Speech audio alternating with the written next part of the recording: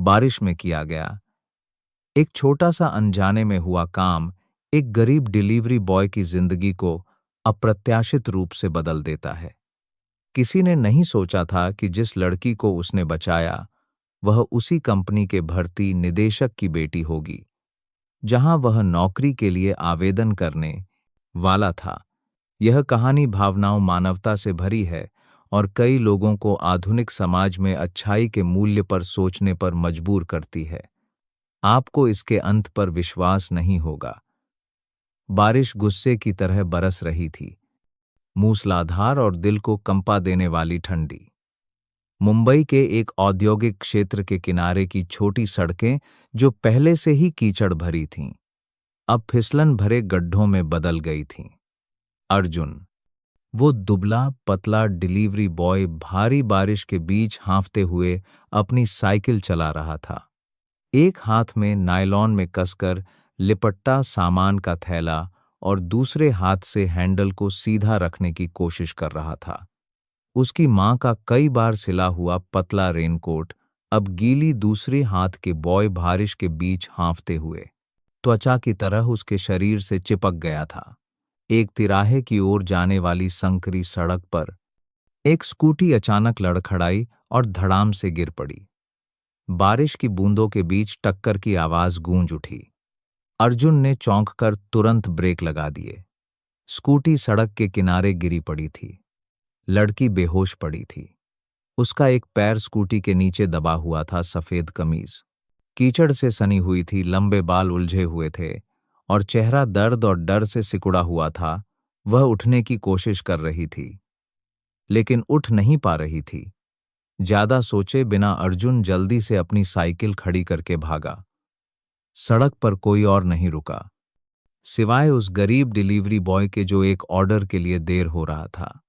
उसने अपने पुराने रेनकोट से उसे बारिश से बचाया। घुटनों के बल बैठकर उसके घुटने पर लगे घाव को देखा जिससे खून बह रहा था। लड़की अभी भी सदमे में थी। उसकी आंखें हैरानी से उसे देख रही थीं। क्या आपको दर्द हो रहा है? क्या आपके सिर में चोट लगी है? अर्जुन ने चिंता भरे स्वर में पूछा। शायद नहीं, मेरे पैर में बहुत दर्द है। उसने उठने की कोशिश की। उसका चेहरा पीला पड़ गया था। अर्जुन ने सावधानी से उसे सड़क के किनारे बैठने में मदद की, बहते हुए बारिश के पानी से बचाते हुए। उसने ज्यादा कुछ नहीं कहा, बस अपने बैग से एक छोटा फर्स्ट एड किट निकाला जिसमें एक पट्टी और एक सस्ती एंटीसेप्टिक की बोतल थी। उसने घाव को साफ किया और अस्थायी रूप से पट्टी बांध दी। लड़की ने दर्द सहते हुए अपने दांत भींच लिए बिना एक भी शिकायत के। बारिश अभी भी नहीं रुकी थी, मानो आसमान भी किसी अनहोनी पर रो रहा हो। प्रिया, जो लड़की गिरी थी, ने कभी नहीं सोचा था कि मां के साथ एक छोटी सी बहस का यह नतीजा होगा। वह गुस्से में घर से निकल गई और इस दुर्घटना का शिकार हो गई।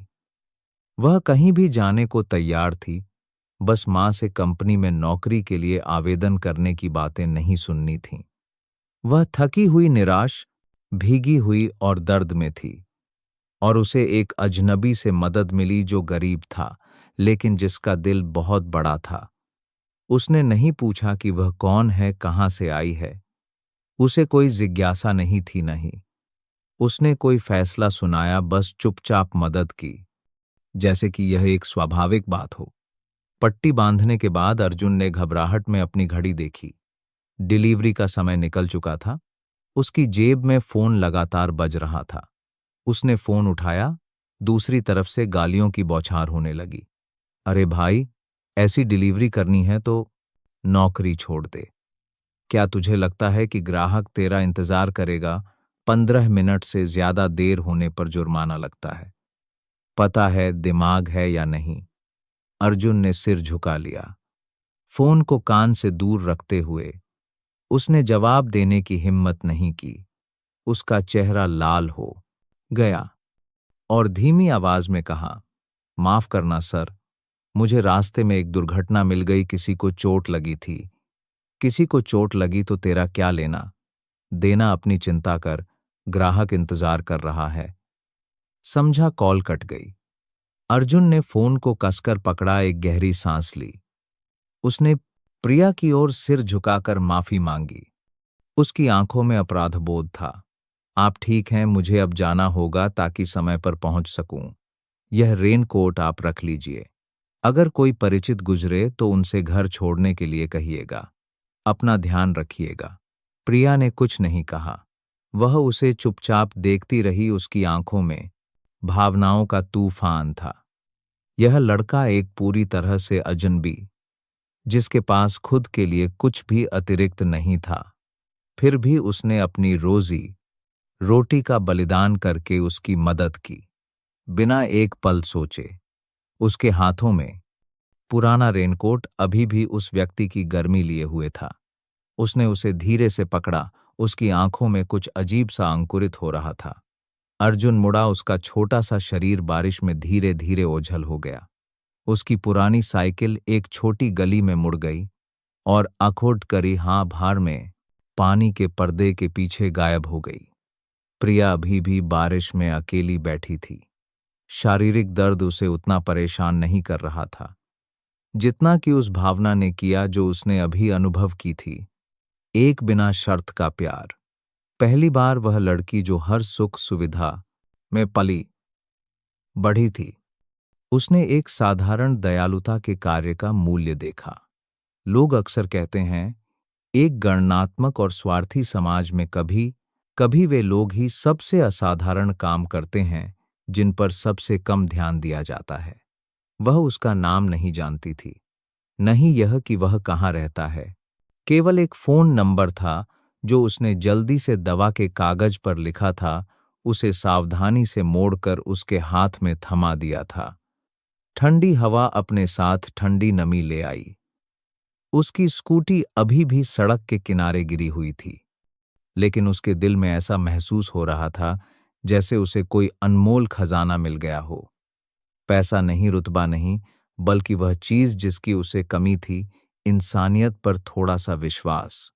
एक घाव, एक नजर, एक पुराना रेनकोट, एक अमीर लड़की को बारिश में सड़क के बीच बैठकर इंसानियत के बारे में सोचने पर मजबूर करने के लिए काफी था। कोई नहीं रुका, कोई उसे नहीं देख रहा था सिवाय उसके, और वह जानती थी कि उस पल से उनकी कहानी शुरू हो चुकी थी।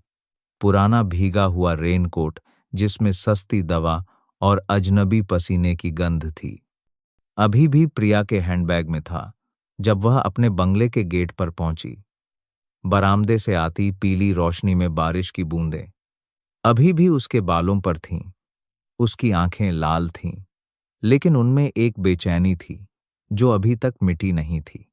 शहर के पश्चिमी हिस्से में स्थित छोटा बंगला जो आमतौर पर शांत रहता था, आज अजीब तरह से ठंडा लग रहा था। उसकी मां श्रीमती देसाई मुख्य दरवाजे पर एक सख्त चेहरे के साथ खड़ी थीं। अब घर लौटी हो? इतनी बारिश और हवा में तुम कहाँ घूम रही थी? बड़ी हो गई हो, अपना ख्याल रखना नहीं आता? उनकी आवाज तेज नहीं थी, लेकिन प्रिया को कुछ सेकंड के लिए रोकने के लिए काफी थी। मुझे एक छोटी सी समस्या हो गई थी। मैं ठीक हूं मां, प्रिया ने धीरे से जवाब दिया, अपने चोटिल हाथ और पैर के दर्द को छिपाने की कोशिश करते हुए। श्रीमती देसाई ने और कुछ नहीं पूछा। वह हमेशा से ऐसी ही थीं, सैद्धांतिक, सख्त और हमेशा व्यक्तिगत भावनाओं पर परिवार की प्रतिष्ठा को प्राथमिकता देने वाली। वह यह समझती थी, लेकिन आज के बाद उसे अजीब तरह से अकेलापन महसूस हो रहा था। प्रिया अपने कमरे में गई और दरवाजा बंद कर लिया। उसने रेनकोट निकाला और उसे बिस्तर पर धीरे से रख दिया, जैसे कि वह कोई कीमती चीज हो। उस पर अभी भी कुछ कीचड़ के धब्बे थे, कुछ छोटे बाल, और वह सच्ची गर्मजोशी जो उसने अपने आसपास के पुरुषों में कभी नहीं देखी थी। उस गरीब डिलीवरी बॉय अर्जुन ने आज उसके ठंडे दिल को धीरे से हिला दिया था। उसने अपना लैपटॉप खोला और फोन में जल्दी से सेव किया गया नंबर खोजा, जिसे उसने केवल रेनकोट भैया नाम से सेव किया था। प्रिया ने सोशल मीडिया ऐप के सर्च बॉक्स में एक एक करके नंबर टाइप किए, इस उम्मीद में कि थोड़ी सी किस्मत उसे उस व्यक्ति के करीब ले जाएगी जिसने उसे बारिश में मदद की थी। कुछ गुमनाम खातों के अलावा कुछ नहीं मिला। प्रिया ने उस डिलीवरी सेंटर के पास के सामुदायिक समूह में कोशिश की जिसका उसने उल्लेख किया था, और एक गुमनाम पोस्ट डाली जिसने कल मुझे 9 नंबर सड़क के चौराहे पर बारिश में मदद की थी। अगर आप यह संदेश पढ़ रहे हैं तो कृपया जवाब दें। मैं आपको धन्यवाद देना चाहती हूं। 1 घंटे से भी कम समय में उसके व्यक्तिगत ईमेल पर एक संदेश आया जिस पर उसने जानबूझकर हस्ताक्षर नहीं किए थे। मैं कल का डिलीवरी बॉय हूं। कोई बात नहीं, यह एक छोटी सी बात थी। आप अब ठीक हैं। प्रिया ने हर शब्द को बार बार पढ़ा जैसे कि वह उसकी मां द्वारा हर सुबह बनाई जाने वाली चाय से भी ज्यादा गर्म हो। उसने जवाब दिया, धन्यवाद। आपकी वजह से मुझे ज्यादा चोट नहीं लगी। आप ठीक हैं। कल मैंने सुना कि ग्राहक आपको डांट रहा था। दूसरी तरफ से एक संक्षिप्त उत्तर आया, मैं ठीक हूं। पूछने के लिए धन्यवाद। ये कुछ शब्द बिना किसी रंग के, बिना किसी लाग लपेट के उसे पहले के किसी भी प्रेम प्रस्ताव से ज्यादा भ्रमित कर रहे थे। वह नहीं जानती थी कि वह उसके बारे में इतना क्यों सोच रही है। शायद बहुत लंबे समय के बाद उसने कुछ वास्तविक, सरल लेकिन गहरा महसूस किया था। श्रीमती देसाई ने उसे रात के लगभग 9 बजे खाने के लिए बुलाया। खाना ठंडा हो चुका था, सूप भी ठंडा था। कोई प्यार भरा निमंत्रण नहीं था। माँ और बेटी के बीच के भोजन में केवल बर्तनों की खनक थी। कोई हौंसी नहीं थी। मैंने फैसला कर लिया है। कल से तुम वितरण केंद्र की शाखा में इंटर्न की भर्ती के लिए साक्षात्कार का काम संभालोगी, और साथ ही मुझे तुम्हारी मदद चाहिए। उन कर्मचारियों की सूची की समीक्षा करने में जो अच्छा प्रदर्शन नहीं कर रहे हैं, उनकी छंटनी करनी होगी। प्रिया ने सिर हिलाया, हालांकि वह उत्साहित नहीं थी। उसका दिल अभी भी उन अनाम भावनाओं से भरा हुआ था। उस रात प्रिया ने कंपनी के सिस्टम पर उम्मीदवारों की सूची खोली। वह एक परिचित नाम देखकर चौंक गई, अर्जुन कुमार।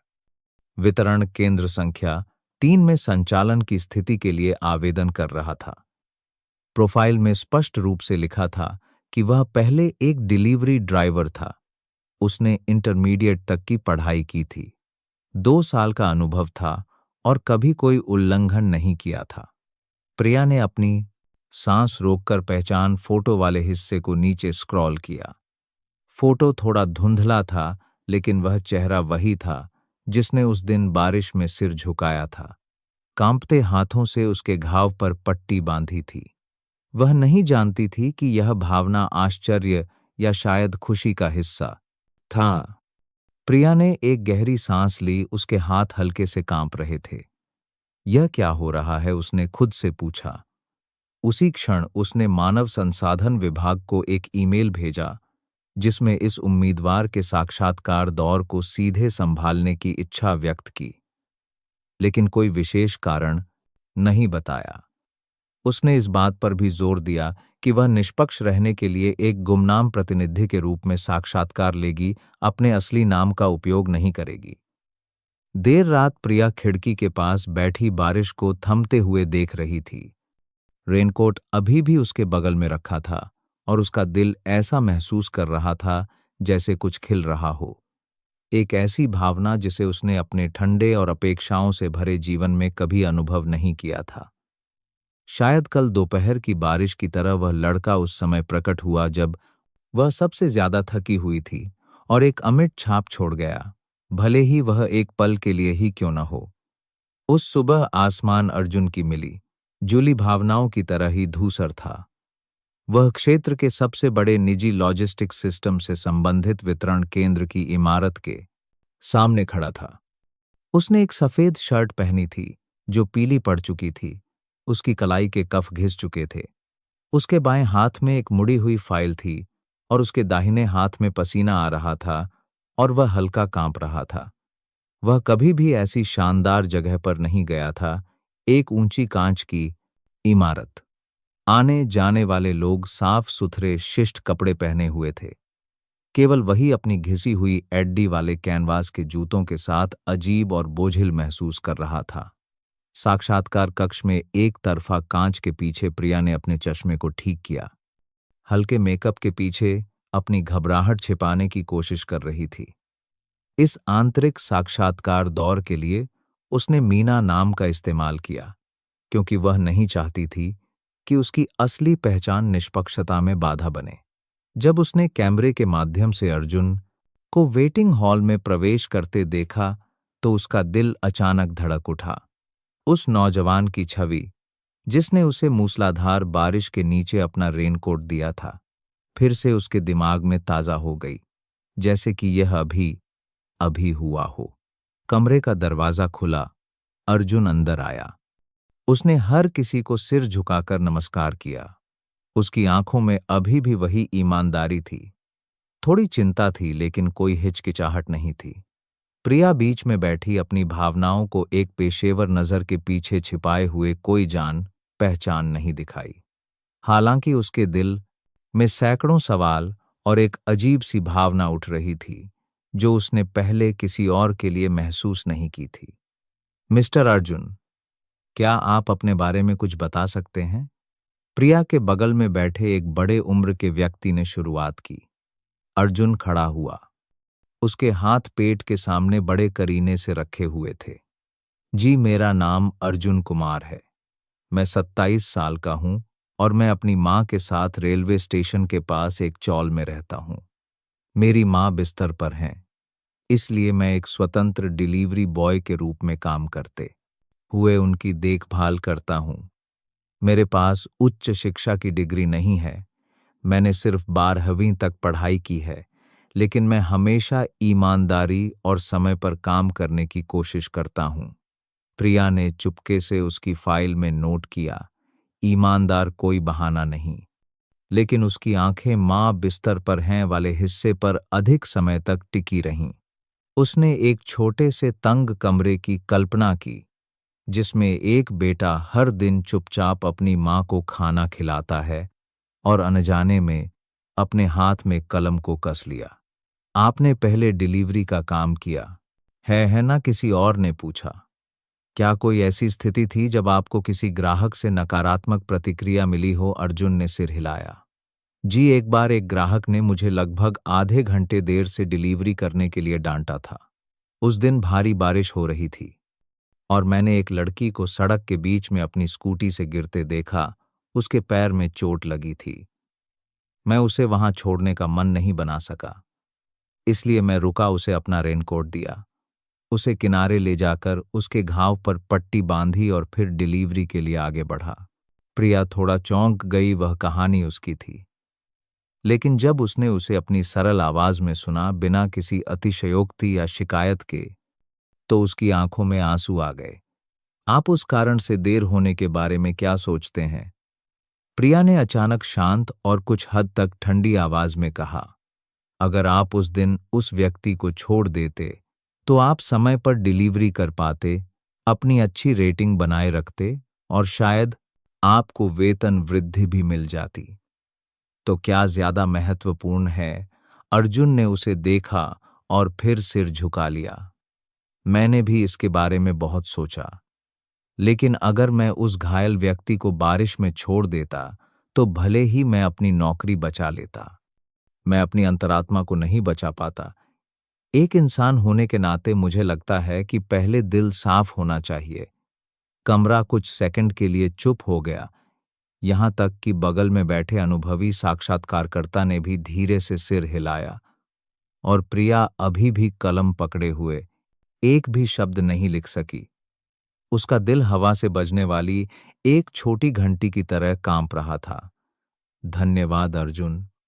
तो अगर भविष्य में कोई ऐसी स्थिति आती है जो आपको काम और नैतिकता के बीच चयन करने पर मजबूर करती है, तो क्या आप हमेशा नैतिकता को चुनेंगे? जी, मुझे लगता है कि मैं एक ऐसा रास्ता चुनूंगा जहां दोनों का बलिदान न करना पड़े। वह हल्का मुस्कुराया। अगर मैं ग्राहक को पहले से सूचित कर सकता या मदद के लिए किसी को ढूंढ सकता तो मैं वह करता, लेकिन अगर कोई और रास्ता नहीं होता तो किसी की मदद करना मेरा अंतिम विकल्प होता। इस जवाब ने पूरे कमरे को चुप करा दिया। एक व्यक्ति ने धीरे से सिर हिलाया, बगल वाले के कान में फुसफुसाया, इतना भला आदमी इस जगह पर कैसे टिकेगा। प्रिया ने यह सुना, लेकिन उसने कोई प्रतिक्रिया नहीं दी, बस चुपचाप फाइल में एक निशान लगा दिया। नैतिकता मजबूत कौशल विकास की आवश्यकता है। साक्षात्कार समाप्त हो गया। अर्जुन ने सिर झुकाकर नमस्कार किया, उसकी पीठ पसीने से भीगी हुई थी। वह कमरे से बाहर निकला, यह जाने बिना कि किसी की आंखें अभी भी उसे धुंधले कांच के पीछे से देख रही थीं। प्रिया चुपचाप बैठी रही, अभी भी फाइल पकड़े हुए, लेकिन उसका दिल अब उतना शांत नहीं था जितना आने के समय था। उसने कभी नहीं सोचा था कि वह अर्जुन जैसे व्यक्ति के लिए आकर्षित होगी। कोई डिग्री नहीं, कोई प्रसिद्धि आकर्षित होगी, नहीं, केवल ईमानदार आंखें और एक गणनाहीन दिल। जब अर्जुन नजरों से ओझल हो गया तो एक सहकर्मी ने कहा, यह लड़का प्रतिस्पर्धी माहौल में आसानी से दब जाएगा। दूसरे ने सहमति जताई, शायद समन्वय की स्थिति को संभालने के लिए पर्याप्त हिम्मत नहीं है। प्रिया चुपके रही। उसने यह नहीं कहा कि असली हिम्मत ऊंची आवाज में या डिग्री में नहीं होती, बल्कि तब होती है जब कोई व्यक्ति सही काम करने की हिम्मत करता है जब कोई नहीं देख रहा हो। उसने धीरे से अपनी आंखें बंद कर लीं। उसके दिमाग में अब साक्षात्कार या भर्ती के मानक नहीं थे, बल्कि एक लड़के की छवि थी जिसने अपना फटा हुआ रेनकोट छोड़ दिया और सच्ची आवाज में पूछा, क्या आपको दर्द हो रहा है। वह ऐसे किसी से कभी नहीं मिली थी। एक ऐसा व्यक्ति जिसने उसे अपनी उपस्थिति या प्रतिभा से नहीं बल्कि एक अजनबी के साथ अपने व्यवहार से प्रभावित किया। और जीवन में पहली बार उसने एक ऐसा साक्षात्कार देखा जो किसी और जैसा नहीं था, जहां साक्षात्कारकर्ता खुद ही परखा जा रहा था। अर्जुन के काम का पहला दिन चिलचिलाती धूप और उसके चाचा से उधार ली गई पुरानी बाइक के साथ शुरू हुआ। सुबह 8 बजे से पहले ही अर्जुन का चेहरा पसीने से भीगा हुआ था। वह वितरण केंद्र आधे घंटे पहले पहुंच गया, चुपचाप अपनी बाइक को एक कोने में खड़ा किया और रात भर से लगे तेल के दाग को पोंछा। वितरण केंद्र शहर के बाहरी इलाके में स्थित था, जहां सड़कें अभी भी ऊबड़ खाबड़ और गड्ढों से भरी थीं। नई धूप की गंध डामर की तीखी गंध के साथ मिल रही थी।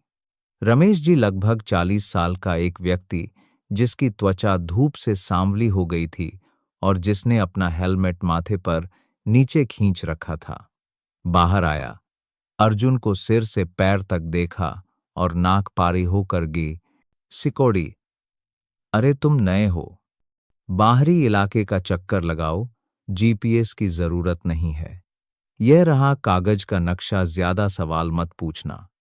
अर्जुन जवाब देने से पहले ही उसके हाथ में आदेशों का एक मोटा बंडल थमा दिया गया और उसे मक्खी की तरह भगा दिया गया। पीछे खड़े पुराने कर्मचारी एक दूसरे को देखकर मुस्कुराए, कुछ ने व्यंग्यात्मक रूप से मुस्कुराया। विक्रम, एक युवा बालों में जेल लगाए हुए उपहास से हंसा, नए लड़के को बाहरी इलाके में भेजना सही सबक है। बाइक बड़े और छोटे बक्सों से लदी हुई थी, जैसे कि वह पूरी दुनिया का बोझ करता है ढो रही हो। अर्जुन ने झुककर रस्सियों को कसकर बांधा। पास में खड़ा एक अधेड़ उम्र का आदमी सिर हिलाकर बोला, ठीक से नहीं किया तो गिर जाओगे। बाहरी इलाके से तो हम भी बचते हैं। लेकिन अर्जुन ने कुछ नहीं कहा, बस एक हल्की मुस्कान दी और बाइक लेकर निकल गया। घुमावदार सड़क शहर के शोरगुल वाले इलाके से बाहर निकलती थी, जिसकी जगह खेतों और सूरज की किरणों ने ले ली थी। जैसे जैसे वह आगे बढ़ता गया, सड़क संकरी होती गई और घर कम होते गए। कुछ जगहों पर अर्जुन को रास्ता पूछने के लिए रुकना पड़ा। कुछ जगहों पर कागज का नक्शा पसीने से भीग गया था, अक्षर धुंधले हो गए थे। उसे गाड़ी चलाते हुए, नक्शा देखते हुए और लोगों के निर्देशों को याद करते हुए काम करना पड़ रहा था। अर्जुन ने फिर भी एक एक करके हर ऑर्डर पूरा करने की कोशिश की, कोई भी नहीं छोड़ा। दोपहर के करीब चिलचिलाती धूप में अर्जुन एक चौराहे पर लाल बत्ती पर रुका तो उसने देखा कि एक बूढ़ी औरत अपनी ठेला गाड़ी को सड़क पार कराने की कोशिश कर रही है। उसके हाथ कांप रहे थे और गाड़ियां तेजी से गुजर रही थीं। अर्जुन ने अपनी घड़ी देखी। आखिरी डिलीवरी पॉइंट तक पहुंचने के लिए केवल 20 मिनट बचे थे। अगर वह देर करता तो उसे डांट पड़ती, लेकिन बूढ़ी औरत सड़क के बीच में कांप रही थी, उदासीन लोगों की भीड़ के बीच। उसने तुरंत अपनी बाइक आगे बढ़ाई, ट्रैफिक के सामने रुककर बूढ़ी औरत की मदद करने के लिए दौड़ा।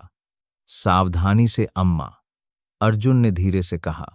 गाड़ी का फ्रेम पकड़कर उसे किनारे तक धकेलते हुए बूढ़ी औरत कांप रही थी। धन्यवाद बेटा, अगर तुम नहीं होते तो मैं आज सड़क पर ही मर जाती। वह हल्का मुस्कुराया, सिर हिलाया और फिर अपनी बाइक पर चढ़कर तेजी से निकल गया। लेकिन जब वह आखिरी डिलीवरी पॉइंट पर पहुंचा तो ग्राहक जा चुका था। अर्जुन ने फोन करके माफी मांगी। ग्राहक ने उसे खूब डांटा, तुम लोग समय को मजाक समझते हो, डिलीवरी कर रहे हो या सैर कर रहे हो। वह बस सिर झुकाकर माफी मांगता रहा। उसकी पीठ पर पसीना शर्ट में समा गया था। शाम को गोदाम में वापस उमस भरे माहौल ने सभी को चिड़चिड़ा बना दिया था। रमेश जी ने देर से हुए ऑर्डर की रिपोर्ट पकड़ी। उनका चेहरा गुस्से से तमतमा रहा था। पहले ही दिन प्रतिष्ठा खराब कर दी। क्या तुम्हें लगता है कि यह कोई दानशाला है? उसने लगभग 10 लोगों के सामने सीधे अर्जुन के मुंह पर चिल्लाया। शब्दों का एक तमाचा, एक तिरस्कारपूर्ण नजर। अर्जुन ने सिर झुका लिया। कोई सफाई नहीं दी, कोई बहाना नहीं बनाया। हर कोई उम्मीद कर रहा था कि वह विरोध करेगा, लेकिन उसने बस धीरे से कहा, मैं देर होने के लिए गलत था, मैं इसे स्वीकार करता हूं। विक्रम पीछे खड़ा होकर एक ताना मारा, अच्छा आदमी बनने से एक दिन बेरोजगार हो जाओगे। दोस्त, कुछ सहकर्मियों ने उपहास से हंसा, कुछ लोग दूर चले गए, किसी भी सिलसिले में नहीं पड़ना चाहते थे। केवल अर्जुन सीधा खड़ा रहा, विपरीत हवा में एक पेड़ की तरह चुपचाप। गोदाम के पीछे एक छोटा कमरा था, जहां आंतरिक निगरानी टीम ने उपकरण स्थापित किए थे।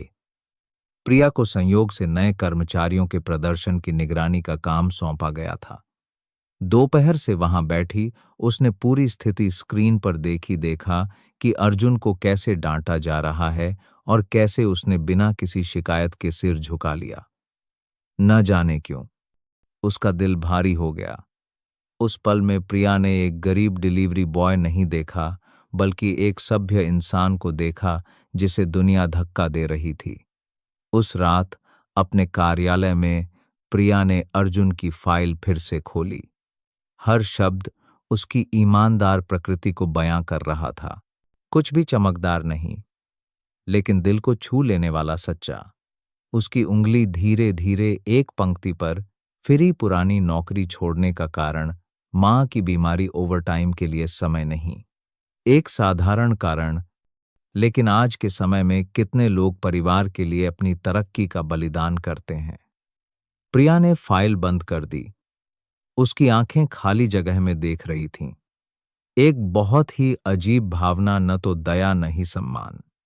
वह बस इतना जानती थी कि एक ऐसी दुनिया में जहां लोग हर पैसे के लिए लड़ते हैं, एक व्यक्ति था जो एक बूढ़ी औरत को सड़क पार कराने में मदद करने के लिए अपनी नौकरी खोने को तैयार था।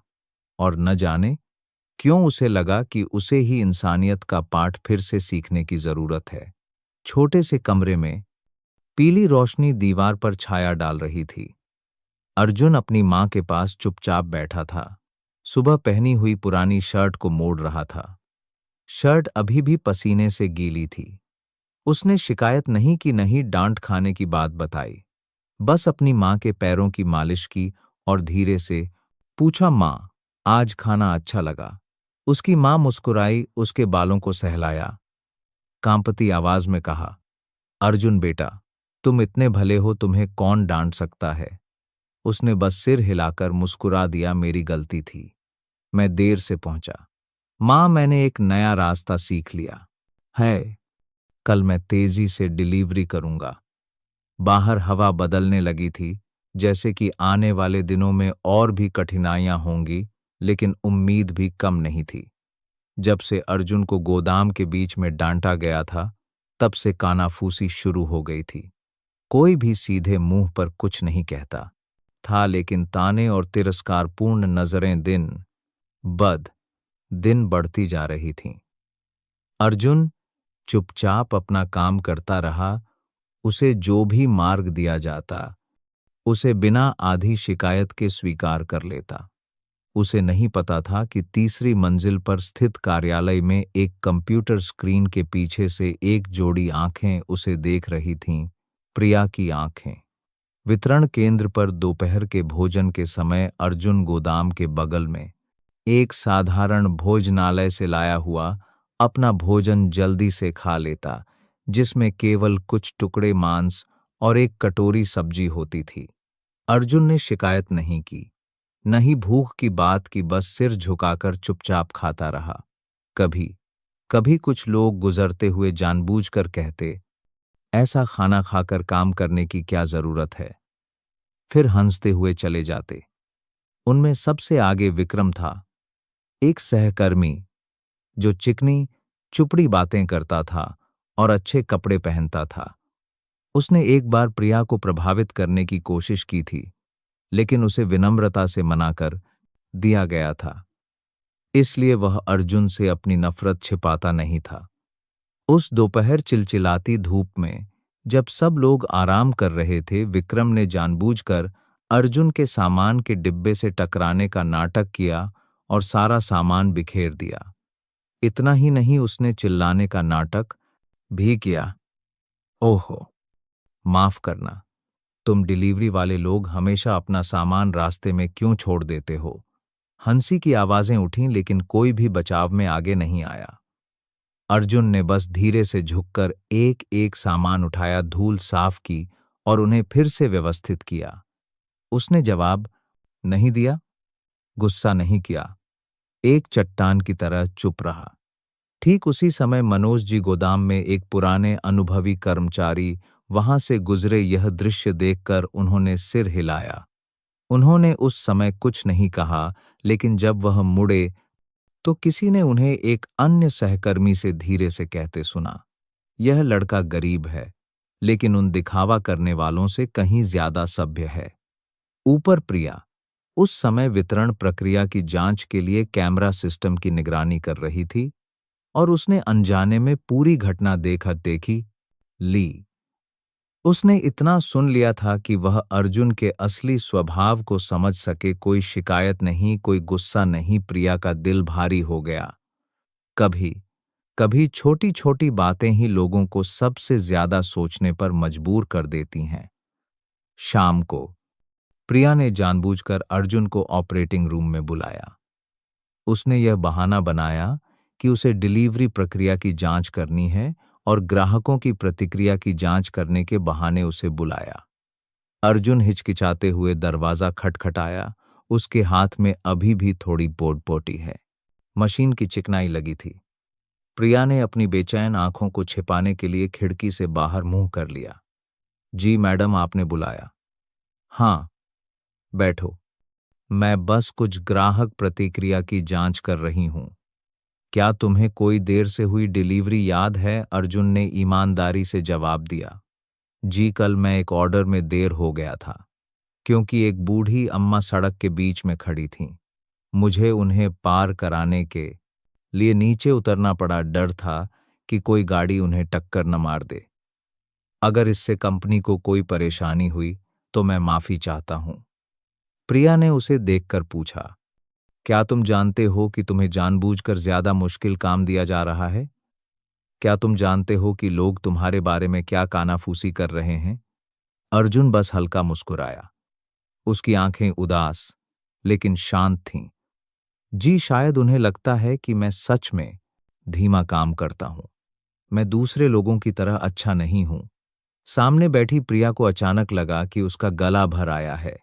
यह लड़का शिकायत नहीं करता, दोष नहीं देता, अपने अतीत को बहाना नहीं बनाता, पूरी जिम्मेदारी लेता है और आगे बढ़ता रहता है।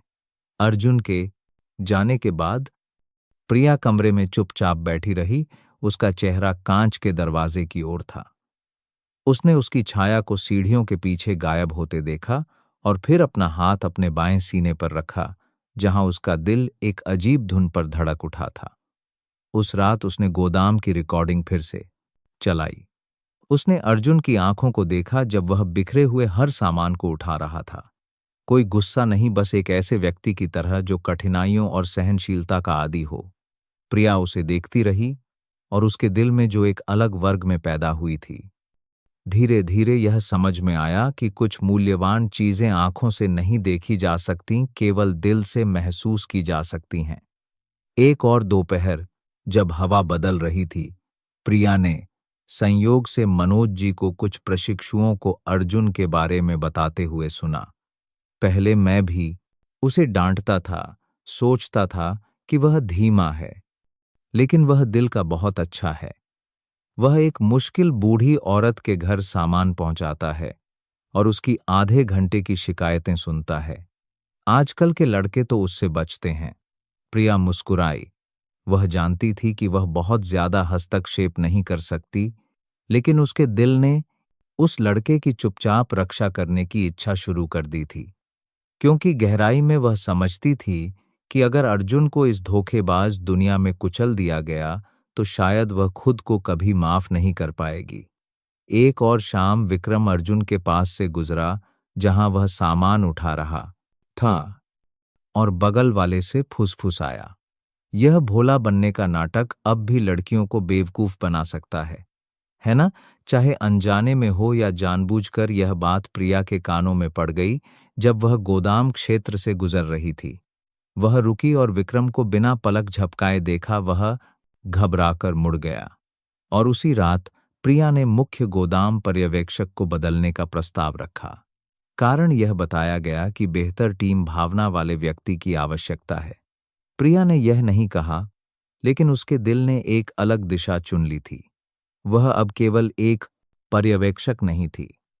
आज से वह अपनी शक्ति का उपयोग करके चुपचाप अच्छी चीजों की रक्षा करेगी। उस रात अर्जुन अपने किराए के घर के बरामदे के नीचे बैठा था, गर्म नूडल्स का कटोरा पकड़े हुए कल के हर ऑर्डर को याद कर रहा था। ठंडी हवा चल रही थी। उसे यह बिल्कुल नहीं पता था कि शहर के दूसरे कोने में एक लड़की उसके बारे में सोच रही थी। दया से नहीं, बल्कि एक सच्ची, शांत और दिन बढ़ती भावना के साथ। दोपहर की बारिश अचानक बरस पड़ी, गोदाम की पुरानी टिन की छत को भिगोते हुए। भारी बूंदें टिन की दीवारों से टकराकर गड़गड़ाहट कर रही थीं, जैसे किसी के दिल में तूफान उमड़ रहा हो। एक गीली दोपहर के उस उदास ठंडे माहौल में किसी ने नहीं सोचा था कि इस जगह पर, जो केवल साधारण शारीरिक श्रम का स्थान माना जाता था, कुछ ऐसा होने वाला था जो लोगों के दिलों को बदल देगा। गोदाम का फर्श बारिश के पानी के छींटों से गीला और चिपचिपा हो गया था, और कुछ बक्सों से पानी रिस रहा था। एक पुरानी फोर्कलिफ्ट का पहिया फिसला और बगल के शेल्फ से जोर से टकरा गया। एक तीखी कर्कश आवाज गूंजी और पूरा गोदाम चौंक कर मुड़ा। बक्सों की एक पूरी कतार डोमिनो की तरह गिर गई, जो पूरे फर्श पर फैल गई। उस अफरा तफरी के पल में एक चीख सुनाई दी। सुनीता जी, गोदाम की सबसे उम्रदराज महिला कर्मचारी का पैर लगभग 20 किलो के एक भारी बक्से के नीचे फंस गया था। सब लोग वहीं जम गए, कुछ चौंक गए, कुछ घबरा गए, लेकिन अजीब तरह से कोई भी आगे आने की हिम्मत नहीं कर रहा था। पानी फैलने से फर्श फिसलन भरा हो गया था। सामान बेतरतीब ढंग से बिखरा पड़ा था। हर कोई डर रहा था कि कहीं वे भी मुसीबत में न पड़ जाएं। केवल एक व्यक्ति ने नहीं सोचा, अर्जुन। वह जल्दी से आगे बढ़ा। उसके पैर फिसले, लेकिन उसने फिर भी अपना संतुलन बनाए रखा। वह झुका, एक तरफ बक्सों को हटाते हुए बोला, सुनीता जी, आप ठीक हैं? थोड़ा सा सह लीजिए, मैं इसे हटाता हूं। उसके माथे पर पसीना बारिश के पानी में मिल गया, लेकिन उसकी आंखों में दृढ़ संकल्प और चिंता थी। विक्रम, जो हमेशा गोदाम में डींगे हाँकता था, कुछ कदम पीछे हट गया। उसने फोन पर बात करने का नाटक किया। उसके हाथ पैर मुसीबत में पड़ने के डर से कांप रहे थे। किसी ने उसे दोष नहीं दिया, लेकिन हर कोई अपने दिल में देख सकता था। विक्रम के पीछे हटने और अर्जुन के आगे बढ़ने की छवियां दो विपरीत तस्वीरों की तरह स्पष्ट थीं। सुनीता जी को बाहर निकाला गया। उनके पैर में चोट लगी थी, लेकिन शुक्र है कि हड्डी नहीं टूटी थी। कुछ अन्य लोगों ने अर्जुन को बहादुर देखकर मदद के लिए हाथ बढ़ाया। अर्जुन ने कुछ नहीं कहा, बस हर किसी को सिर हिलाकर धन्यवाद दिया और फिर चुपचाप क्षतिग्रस्त बक्सों को इकट्ठा करने लगा। जब शिफ्ट सुपरवाइजर ने पूछा कि कौन जिम्मेदार है, तो सब हिचकिचाए। विक्रम ने बोलना शुरू किया। शायद अर्जुन। वह सबसे करीब खड़ा था। किसी और के दोष मढ़ने का इंतजार किए बिना अर्जुन आगे बढ़ा। मैं जिम्मेदार हूं। उस समय मैं भी अपनी ट्रॉली पीछे कर रहा था। मैं बच नहीं पाया। सुपरवाइजर ने सिर हिलाकर नोट किया और कुछ नहीं कहा, लेकिन प्रिया, जो उस पे समय आंतरिक प्रणाली के माध्यम से देख रही थी, संयोग से पीछे मौजूद थी। उसने सब कुछ देखा था। उसने देखा कि अर्जुन ने कैसे दोष नहीं दिया, कोई बहाना नहीं बनाया। उसने उसकी स्थिर आवाज सुनी। मुझे बस इस बात का दुख है कि सुनीता जी को चोट लगी। वह वाक्या गोदाम के शोरगुल के बीच इतनी स्पष्ट रूप से गूंज उठा कि उसका दिल दुख से भर गया। काम के बाद बारिश थम गई थी, लेकिन जमीन अभी भी पानी से भरी थी। अर्जुन ने सुनीता जी के घाव पर पट्टी बांधी, जबकि विक्रम शिफ्ट खत्म होते ही गायब हो गया था। गोदाम के बड़े बुजुर्ग लोग बक्सों के गिरने के बारे में नहीं, बल्कि हर किसी के रवैये के बारे में बात करने लगे। मनोज जी मूंगफली छीलते हुए बैठे थे, अपने कुछ पुराने दोस्तों से कह रहे थे, यह लड़का गरीब है, लेकिन सभ्य है, उसके पास एक अच्छा दिल है। कुछ बड़े मुंह वाले लोग इंसान बनना भी नहीं जानते। यह बात प्रिया के कानों में पड़ी जब वह वहां से गुजरी। वह मुड़ी नहीं, बस अपने होंठ भींच लिए। उसकी आंखों में जैसे एक पतली धुंध छा गई हो। कार्यालय में वापस प्रिया ने अर्जुन की फाइल एक बार फिर खोली। पुरानी जानकारी, कुछ भी असाधारण नहीं। व्यावसायिक स्कूल की योग्यता, डिलीवरी का अनुभव, बीमार मां की देखभाल, औसत कौशल मूल्यांकन। लेकिन प्रिया जानती थी कि ये चीजें उस व्यक्ति को नहीं माप सकतीं जो वह था। उस रात जब पुराने किराए के घर पर अंधेरा छा गया, अर्जुन लगन से हाथ से अपनी शर्ट धो रहा था। तभी उसका फोन बजा। कंपनी के सिस्टम से एक ईमेल आया, जिसमें कोई स्पष्ट प्रेषक नहीं था। बस लिखा था, आपको अगले सप्ताह से गोदाम सहायता टीम में स्थानांतरित किया जाएगा, ताकि बहु कार्यक्षमताओं का परीक्षण किया जा सके। अर्जुन ने हैरानी से अपनी भौहें सिकोड़ लीं। उसे नहीं पता था कि जिस लड़की को उसने कभी बारिश से बचाया था, वह चुपचाप उसके जीवन में एक नया दरवाजा खोल रही थी।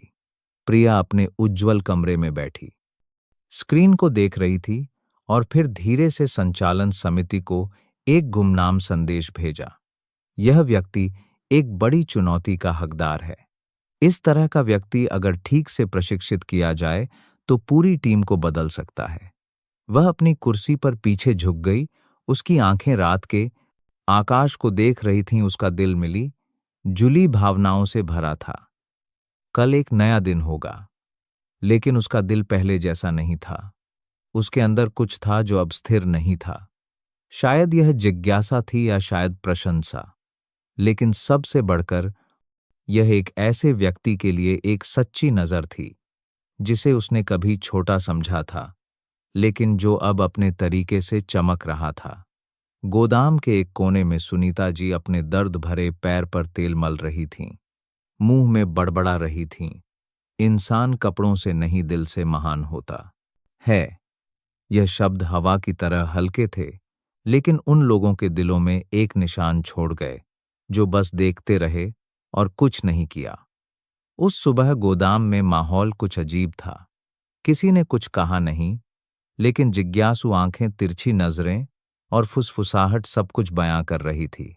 अर्जुन, देहाती, डिलीवरी बॉय को प्रक्रिया निरीक्षण टीम में पदोन्नत किए जाने की खबर ने पूरे गोदाम में हलचल मचा दी। सबसे ज्यादा हैरान खुद अर्जुन था। वह अपनी बाइक की सीट पहुंच रहा था जब मनोज जी कार्यालय से बाहर आए और जोर से आवाज लगाई, अर्जुन, संचालन समिति तुमसे मिलना चाहती है। एक नया स्थानांतरण आदेश है। अर्जुन हैरान था। उसके हाथ में अभी भी तेल लगा हुआ था।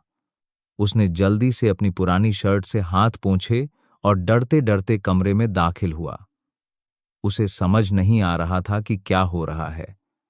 किसी ने उसके कंधे पर थपथपाया और आधा मुस्कुराते हुए कहा, शायद अब तुम्हारी छुट्टी हो गई। तुम इतना धीमा काम करते हो, तुम्हें निकाल दिया जाना ही चाहिए। उस दिन संचालन कक्ष खाली था। केवल गोदाम के निदेशक श्री वर्मा, जो अपनी सख्ती और कम मुस्कुराने के लिए जाने जाते थे, वहां थे। उन्होंने अर्जुन की ओर देखा और संक्षेप में कहा, तुम आज से प्रक्रिया निरीक्षण टीम में जा रहे हो। संचालन समिति को एक ईमानदार, मेहनती और चौकस व्यक्ति की जरूरत है। अर्जुन वहीं जम गया। उसे लगा कि उसने गलत सुना है। उसने कभी भी सामान ढोने, लादने और पहुंचाने के अलावा किसी और चीज के बारे में नहीं सोचा था। निरीक्षण टीम में जाने का मतलब था कि अब धूप और बारिश में भीगना नहीं पड़ेगा, हर दिन पुरानी बाइक पर घूमना नहीं पड़ेगा, लेकिन साथ ही दबाव भी अधिक था।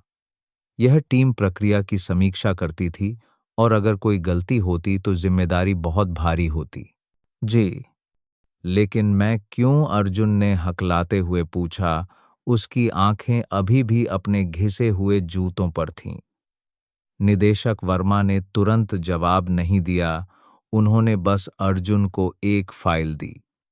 यह किसी की सिफारिश से नहीं, बल्कि तुम्हारे काम की वजह से है। इन मानकों को ध्यान से पढ़ो, आज दोपहर से शुरू करना। अर्जुन ने सिर झुकाकर नमस्कार किया और पीछे हट गया। उसका मन अभी भी भावनाओं को समझ नहीं पा रहा था। गोदाम के आंगन में सूरज चढ़ने लगा था। ठंडे सीमेंट के फर्श पर लंबी चमकदार लकीरें डाल रहा था। अर्जुन को पदोन्नत किए जाने की खबर हवा की तरह फैल गई। जल्द ही गोदाम में हर किसी तक पहुंच गई। कुछ ने मुंह बनाया, कुछ ने हैरानी से आंखें फाड़ लीं और कुछ ने रहस्यमय तरीके से सिर हिलाया। और निश्चित रूप से एक ईर्ष्यालु व्यक्ति भी था, विक्रम। विक्रम एक शेल्फ के सहारे खड़ा था, शिफ्ट लॉग को पलट रहा था। उसकी आंखें सिकुड़ी हुई थीं, जैसे वह कुछ खोज रहा हो। उसने बगल वाले से कहा, इतनी जोर से कि अर्जुन सुन सके, जरूर कोई मैडम उस पर मेहरबान है, वरना। एक अनपढ़ बोला, भाला आदमी इतनी जल्दी कैसे तरक्की कर सकता है? दूसरा व्यक्ति अजीब तरह से मुस्कुराया, कुछ भी कहने की हिम्मत नहीं की। हर कोई जानता था कि विक्रम की जुबान मीठी थी, लेकिन उसका दिल साफ नहीं था। उसने एक बार निदेशक की सहायक प्रिया मैडम से संपर्क करने की कोशिश की थी, लेकिन उसे विनम्रता से मना कर दिया गया था। तब से वह और भी ईर्ष्यालु हो गया था, खासकर किसी ऐसे व्यक्ति से जिस पर उससे ज्यादा ध्यान दिया जाता था। प्रिया उस समय संचालन कक्ष में बैठी थी। उसकी आंखें गोदाम की गतिविधियों को रिकॉर्ड करने वाले कैमरा स्क्रीन पर थीं। हालांकि उसने कुछ नहीं कहा, लेकिन वह अर्जुन के बारे में हर फुसफुसाहट, हर नज़र, हर टिप्पणी से अच्छी तरह वाकिफ थी। उसने हस्तक्षेप न करने का फैसला किया। अगर वह हस्तक्षेप करती तो हर चीज का असली मूल्य खो जाता। वह चाहती थी कि अर्जुन के कार्य ही सबसे अच्छा जवाब हों। दोपहर में अर्जुन ने औपचारिक रूप से अपना नया काम संभाला। निरीक्षण टीम में 4 लोग थे। प्रत्येक व्यक्ति पैकेजिंग, परिवहन, माल रोटेशन समय और दस्तावेजी विसंगतियों जैसे चरणों की समीक्षा के लिए जिम्मेदार था। यह काम विस्तार और खामियों को पहचानने की क्षमता की मांग करता था। एक ऐसा क्षेत्र जहां केवल शारीरिक श्रम के आदी लोग अक्सर ठोकर खाते थे। हालांकि कई लोगों की उम्मीदों के विपरीत अर्जुन ने जल्दी ही तालमेल बिठा लिया। वह ईमानदार था, लेकिन बहुत चौकस भी था। पहले ही दिन उसने पाया कि डिलीवरी रूट चार्ट में एक नए खुले आवासीय क्षेत्र का पता गलत था, जिससे कई कर्मचारी गलत रास्ते पर जा रहे थे, अनावश्यक रूप से घूम रहे थे। जब उसने रिपोर्ट किया तो टीम लीडर ने सोचा कि वह गलत है, लेकिन जब उन्होंने जांच की तो वे चौंक गए। यह सच था कि नया अपडेट सिस्टम में लागू नहीं किया गया था, जिससे उस मार्ग पर हर दिन डिलीवरी में लगभग 1 घंटे की देरी हो रही थी। श्री वर्मा ने सुनने के बाद बस सिर हिलाया, लेकिन रिपोर्ट की सामग्री सीधे निदेशक मंडल को भेज दी गई। अर्जुन को नहीं पता था कि परियोजना पर्यवेक्षक के रूप में प्रिया को यह रिपोर्ट मिली थी। उसने इसे बार बार पढ़ा। उसकी आंखों में प्रशंसा छिपी नहीं थी। उस रात गोदाम में अभी भी कुछ लोग देर की शिफ्ट में काम कर रहे थे। अर्जुन निरीक्षण डेस्क पर बैठा था, वही पुरानी वर्दी पहने हुए, लेकिन उसका चेहरा अजीब तरह से चमक रहा था। जिन सहकर्मियों ने कभी उसका मजाक उड़ाया था, वे अब उसे एक अलग नजर से देखने लगे थे। किसी ने उसे एक गिलास ठंडी चाय दी और धीरे से कहा, जब तुम खाली हो तो मुझे मार्ग विभाजित करने का तरीका सिखाना। मनोज जी गोदाम के सबसे उम्रदराज व्यक्ति पास से गुजरे। अर्जुन के कंधे पर थपथपाया, कुछ नहीं कहा, बस सिर हिलाया। वह सिर हिलाना एक युवा के दिल को गर्म करने के लिए काफी था। हालांकि एक दूसरे कोने में विक्रम अभी भी रुका नहीं था। उसने अपना फोन निकाला और किसी को संदेश भेजा, मुझे विश्वास नहीं है कि वह इतना साफ है, कुछ तो गड़बड़ है, मैं उसे बेनकाब करूंगा। अगली सुबह निदेशक के कार्यालय के एक गुमनाम पते से पूरी संचालन समिति को एक ईमेल भेजा गया। प्रक्रिया निरीक्षण, कर्मचारी अर्जुन कुमार की प्रतिक्रिया तेज है, मार्गों को तर्कसंगत बनाने की क्षमता है। उसे सुधार के लिए आरक्षित टीम के परीक्षण सूची में शामिल करने पर विचार करने का सुझाव दिया जाता है। अर्जुन को नहीं पता था कि प्रेषक कौन था और उसे ज्यादा परवाह भी नहीं थी। उसके लिए अच्छा काम करने का मतलब था अपनी मां को खुश करना दवा के लिए और ब्रेकसट करना दवा के लिए। पैसे कमाना ताकि सप्ताहांत में वह अपनी मां के लिए दूध का एक पैकेट, चावल का एक थैला खरीद सके। लेकिन उस महिला के लिए जो कंप्यूटर स्क्रीन के सामने बैठी थी, प्रिया, उसके हर छोटे कार्य शांत झील पर लहरों की तरह थे। हर गुजरते दिन के साथ उसे लगा कि वह अब उदासीन नहीं रह सकती। प्रिया ने अपने दिल में फुसफुसाया, कुछ लोग बस चुपचाप अच्छा जीवन जीकर दूसरों को जीवन के बारे में अपना दृष्टिकोण बदलने पर मजबूर कर देते हैं। मौसम ने करवट ली। बेमौसम बारिश की बौछारों ने गोदाम की ओर जाने वाली सड़क को फिसलन भरा और ठंडा बना दिया। अर्जुन गोदाम के एक कोने में खड़ा था, पुरानी रस्सी से कुछ बक्से बांध रहा था। पसीना बारिश में मिलकर उसकी पीठ को भिगो रहा था। उसकी आंखें अभी भी चमक रही थीं, लेकिन उस चमक में अब थोड़ी सावधानी छिपी थी। यह पहला संकेत था कि उसने अपने आसपास के लोगों के रवैये में बदलाव महसूस कर लिया था। प्रक्रिया निरीक्षण टीम में स्थानांतरित होने के बाद अर्जुन ने सोचा था कि उसे स्वीकार किया जाने लगा है, लेकिन उसे नहीं पता था कि पिछले दिन की सूची में उसकी ईमानदारी और तार्किक सोच ने कुछ लोगों को असहज कर दिया था। विक्रम, जो कभी उसके पीछे कानाफूसी करता था, अब अपनी ईर्ष्या छिपाने की जहमत नहीं उठाता था। उसने सहकर्मियों के कानों में दुर्भावनापूर्ण बातें भरनी शुरू कर दीं। इस आदमी के पीछे जरूर कोई है, वरना ऐसा भोला भाला चेहरा इतनी जल्दी कैसे तरक्की कर सकता है। शिफ्ट सुपरवाइजर रमेश जी ने भी अपना व्यवहार बदल दिया था। अब वह पहले की तरह सार्वजनिक रूप से नहीं डांटते थे, वह शांत हो गए थे। लेकिन काम सौंपने का तरीका अधिक जानबूझकर था। अर्जुन को मुश्किल हिस्से सौंपते हुए व्यंग्यात्मक टिप्पणियों के साथ, जैसे मुझे यकीन है कि तुम यह कर सकते हो, तुम प्रतिभाशाली हो। एक सुबह गोदाम में एक बम की तरह अफवाह फैल गई। एक पर्यवेक्षक की महंगी घड़ी ड्यूटी रूम से गायब हो गई। पूरे गोदाम में हलचल मच गई और कई आंखें अर्जुन की ओर मुड़ गईं। उसे समझ नहीं आ रहा था कि क्या हो रहा है, उसने बस लोगों को एक औचक निरीक्षण के बारे में बात करते सुना। जब उससे अपना निजी बैग खोलने के लिए कहा गया, तो अर्जुन का दिल एक पल के लिए रुक गया। घड़ी उसके बैग के कोने में पड़ी थी। वह चुपचाप खड़ा रहा। उसका दिल जोर से धड़क रहा था। सभी आंखें उस पर थीं, संदेहपूर्ण, ठंडी, उदासीन। विक्रम पीछे खड़ा था, एक रहस्यमय मुस्कान के साथ, जबकि रमेश जी का चेहरा गंभीर था। उन्होंने अर्जुन को संचालन समिति के कार्यालय में ले जाने का इशारा किया। ऊपर की मंजिल पर प्रिया नियमित रिपोर्ट की समीक्षा कर रही थी जब उसे यह खबर मिली। वह अर्जुन का नाम जांच के लिए अस्थायी निलंबन सूची में देखकर हैरान रह गई। प्रिया को अभी भी उस दिन बारिश में उसकी मदद करने वाली आंखें याद थीं। उसे यह भी याद था कि कैसे उसने बिना एक भी शिकायत के बिखरे हुए हर बक्से को उठाया था।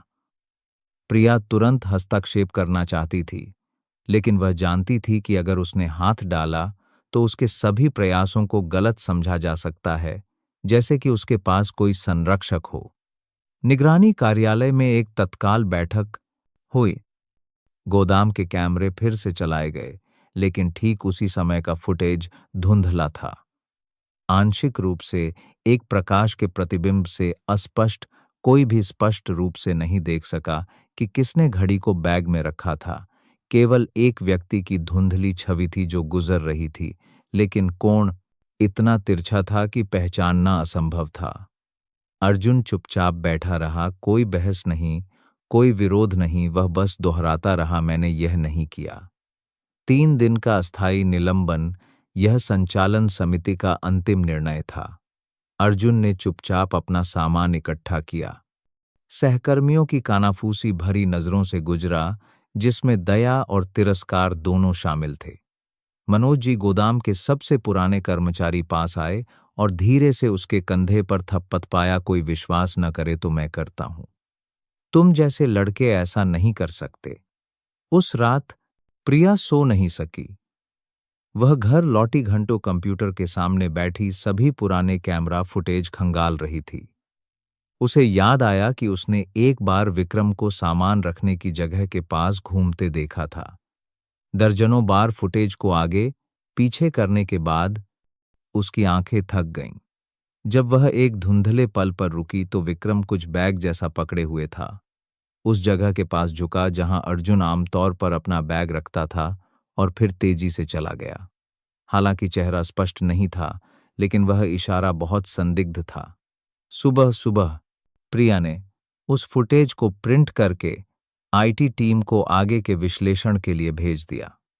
वह अब चुप नहीं बैठ सकती थी, लेकिन जिस चीज ने उसे और भी अधिक प्रभावित किया वह यह थी कि अपने 3 दिन के निलंबन के दौरान अर्जुन काम करने के लिए नहीं, बल्कि घायल सुनीता जी का हालचाल पूछने के लिए गोदाम वापस आया।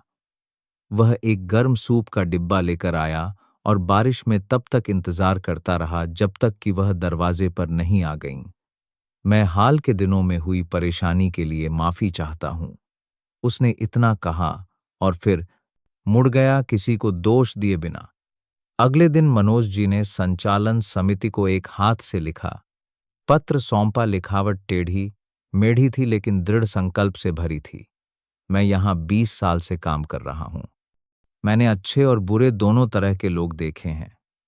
अर्जुन के बारे में कोई कुछ भी कहे, मुझे उस पर विश्वास है। एक व्यक्ति जो एक बूढ़ी औरत की मदद करने के लिए खुद को बलिदान कर देता है, जो एक घायल व्यक्ति की देखभाल करता है, वह चोर नहीं हो सकता। वह पत्र प्रिया के हाथों में पहुंचा। वह अपनी मेज पर चुपचाप बैठी रही। धुंधली कैमरा प्रिंटआउट और मनोज जी का हाथ से लिखा पत्र एक दूसरे के बगल में पड़े थे, जैसे दो सबूत, एक मशीन से, एक इंसान के दिल से। प्रिया ने एक गहरी सांस ली और एक अनौपचारिक आंतरिक जांच शुरू करने का फैसला किया। उसे हर चीज के बारे में निश्चित होना था। वह अर्जुन जैसे व्यक्ति को चापलूसों और धोखेबाजों द्वारा कुचलने नहीं दे सकती थी। उस दोपहर गोदाम में फिर से एक नई अफवाह फैल गई। सुना है कि कोई कैमरों कि फिर से जांच करने आ रहा है। विक्रम ने यह सुना, उसका चेहरा पीला पड़ गया। वह अजीब तरह से हंसा, शायद बस दिखावे के लिए जांच कर रहे हैं। कौन इन छोटी मोटी बातों की जांच करने में समय बर्बाद करेगा, लेकिन उसका दिल बेचैन था। और अर्जुन, वह 3 तिहस कर सांबलिंग दिन बाद गोदाम लौटा। किसी से कोई शिकायत नहीं, वही विनम्र उपस्थिति, वही हल्की मुस्कान जब वह हर किसी को नमस्कार करता, वही मुश्किल काम बिना किसी शिकायत के स्वीकार करता। लेकिन इस बार उसकी आंखें कुछ मजबूत लग रही थीं। पहली दीवार गरीबी थी, दूसरी दीवार ईर्ष्या।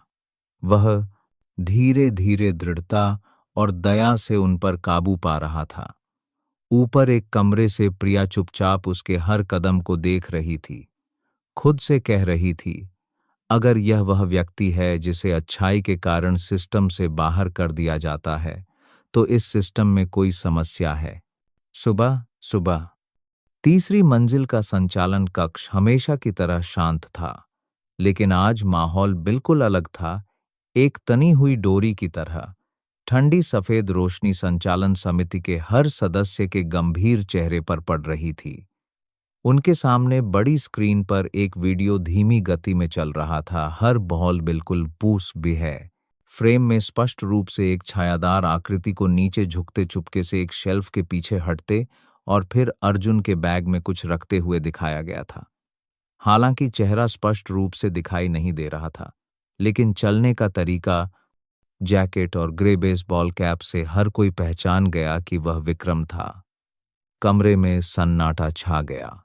चुप्पी तोड़ने वाले पहले व्यक्ति मनोज जी थे, जो हमेशा शांत रहने वाले पुराने कर्मचारी थे।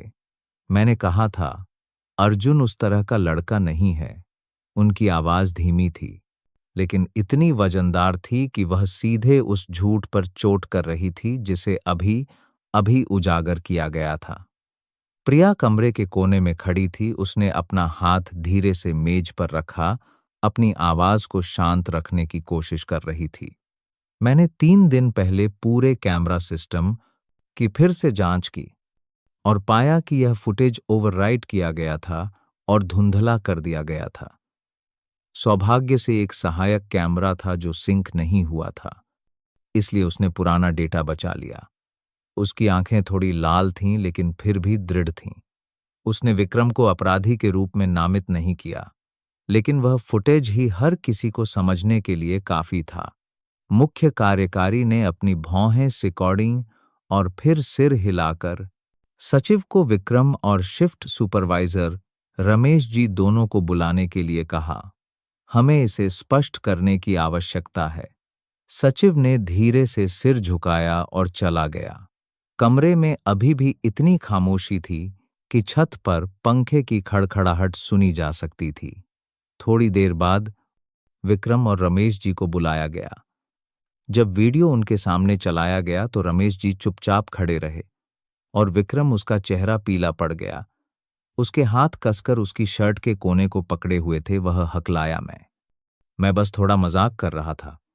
मुझे नहीं पता था कि चीजें इतनी बिगड़ जाएंगी। समिति के एक सदस्य ने मेज पर हाथ मारा, मजाक करके तुम किसी और को चोरी के आरोप में फंसा रहे हो।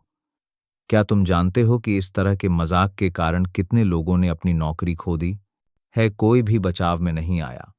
उसने अपना सिर नीचे कर लिया, किसी को देखने की हिम्मत नहीं की। गोदाम के निदेशक ने प्रिया की ओर रुख किया। मिस प्रिया, आपने सबसे पहले इस मामले की रिपोर्ट की। आपका क्या सुझाव है? प्रिया ने एक गहरी सांस ली। मैं किसी के खिलाफ अनुशासनात्मक कार्रवाई की मांग नहीं करती। यह संचालन समिति का अधिकार है, लेकिन मैं उम्मीद करती हूं कि अर्जुन की प्रतिष्ठा बहाल की जाएगी और अगर संभव हो तो उसे एक अधिक योग्य पद देने की कोशिश की जानी चाहिए, कम से सजा के रूप में काम सौंपने के बजाय। किसी ने विरोध नहीं किया। संक्षिप्त बैठक के बाद विक्रम को 3 महीने के लिए जांच के तहत एक निचले पद पर स्थानांतरित कर दिया गया और अर्जुन, उसे उसी दिन उसकी नौकरी वापस मिल गई और उसे गोदाम समन्वय सहायक के पद के लिए परिवीक्षा पर रखने की भी सूचना दी गई। यह एक बड़ा कदम था, न केवल पद के कारण बल्कि इसलिए कि यह दर्शाता था कि प्रबंधन ने उसके असली मूल्य को देख लिया था। उस दोपहर अर्जुन गोदाम लौटा। हर कोई उसे एक अलग नजर से देख रहा था। कुछ ने अजीब तरह से मुस्कुराकर नमस्कार किया, कुछ ने नजरें चुरा लीं। केवल मनोज जी ने आकर उसके कंधे पर थपथ पाया। वह बहुत धीरे से मुस्कुराया। देखा, भगवान हमेशा ईमानदार लोगों का साथ देता है। कभी कभी ऐसा लगता है कि तुम्हें किनारे धकेल दिया गया है, लेकिन वास्तव में तुम किनारे के करीब आ रहे हो। अर्जुन बस हल्का मुस्कुराया, हमेशा की तरह विनम्र। मैं किसी को दोष नहीं देता। शायद उस घटना ने मुझे लोगों के दिलों को बेहतर ढंग से समझने में मदद की। ब्रेक के दौरान अर्जुन चुपचाप समन्वय क्षेत्र में गया, जहां वह अपनी परिवीक्षा शुरू करेगा। कमरा छोटा लेकिन साफ सुथरा था, जिसमें एक खिड़की थी जो धूप वाले गोदाम के आंगन की ओर देखती थी। वह थोड़ी देर चुपचाप खड़ा रहा और फिर उस ऑपरेटर को सिर झुकाकर धन्यवाद दिया जिसने अभी अभी उसे निर्देश दिए थे। एक और मंजिल पर प्रिया अभी भी उसे आंतरिक प्रणाली के माध्यम से देखता रही थी। उसने कुछ नहीं कहा, बस चुप रही। थोड़ी राहत, थोड़ी शांत खुशी उसके दिल में समा गई। उसने वह किया जो उसे करने की जरूरत थी, एक प्रबंधक के रूप में नहीं बल्कि एक ऐसे इंसान के रूप में जो अच्छाई को महत्व देता है। उसकी मेज पर मनोज जी का हाथ से लिखा पत्र अभी भी वहीं था। हर बार जब वह उसे फिर से पढ़ती तो प्रिया भावुक हो जाती। वह छोटा लड़का चोरी नहीं कर सकता, बस एक वाक्य, लेकिन इसमें सबसे ईमानदार विश्वास था। कुछ ऐसा जिसे लोग आजकल छोटे मोटे लाभ के लिए आसानी से त्याग देते हैं। देर शाम जब अर्जुन गोदाम से निकला तो वह संयोग से पीछे के छोटे से बगीचे से गुजरा। प्रिया भी वहीं खड़ी थी, अपनी पीठ करके डूबते सूरज को देख रही थी जो पेड़ों की कतार से धीरे धीरे ढल रहा था।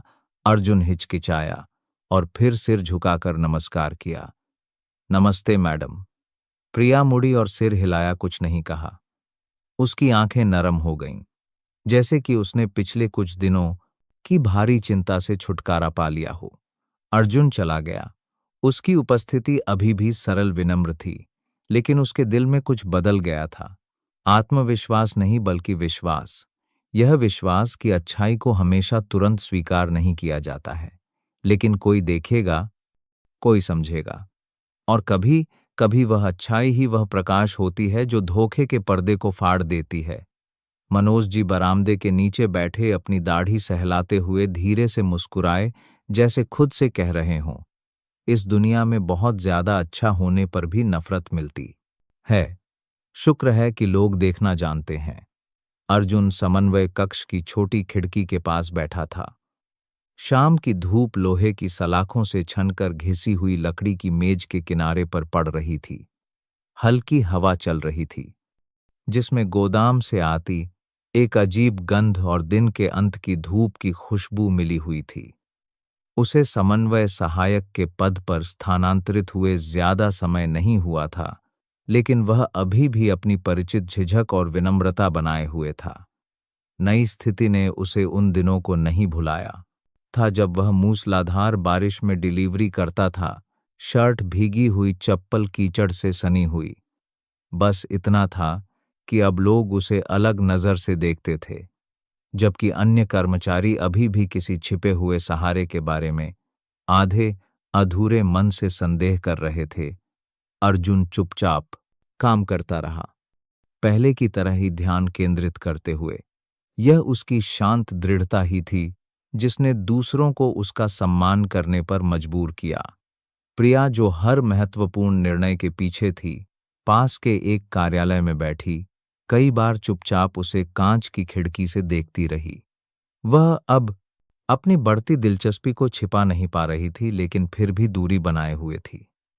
शायद इसलिए कि उसे अभी तक यह पता नहीं चला था कि उसे डराए या संदेह में डाले बिना उसके पास कैसे जाया जाए। एक दिन वितरण टीम की बैठक के बीच में अर्जुन ने ईंधन और समय बचाने के लिए डिलीवरी रूट के नक्शे को बदलने का साहसपूर्वक प्रस्ताव रखा।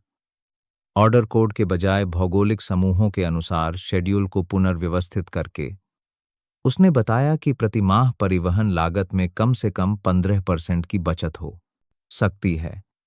पूरा बैठक कक्ष कुछ सेकंड के लिए चुप हो गया। एक डिलीवरी बॉय एक रणनीतिक कर्मचारी की तरह विचार दे रहा था। कुछ ने अविश्वास में धीरे से सिर हिलाया, लेकिन प्रिया निगरानी विभाग के प्रतिनिधि के रूप में 1 सप्ताह के लिए मॉडल का परीक्षण करने का अनुरोध किया। परिणाम उम्मीदों से परे थे। समय पर डिलीवरी की दर बढ़ी, लागत कम हुई और ग्राहक अधिक संतुष्ट थे। प्रिया ने उच्च अधिकारियों को रिपोर्ट किया, यह उल्लेख किए बिना कि प्रस्तावक कौन था, और अर्जुन को भी नाम आने की कोई उम्मीद नहीं थी। उस दोपहर गोदाम के पीछे छोटी कैंटीन में अर्जुन मनोज जी के साथ खाना खा रहा था।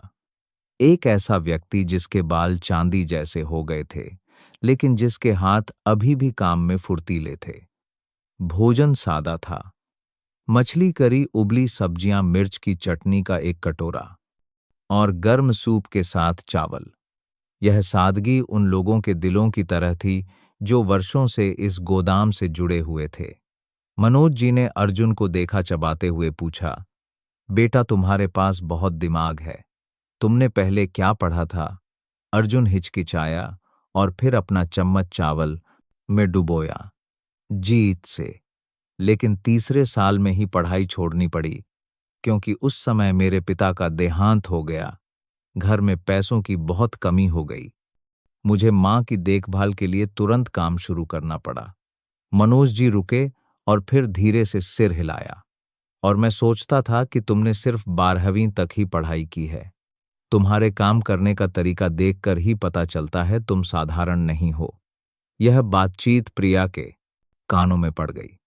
वह संयोग से गुजर रही थी और उसने अंत का हिस्सा सुन लिया। उस रात प्रिया ने अर्जुन की कर्मचारी फाइल खोली। उसका नाम उन लोगों की सूची में सबसे अलग था जिनके पास कोई उच्च डिग्री नहीं थी।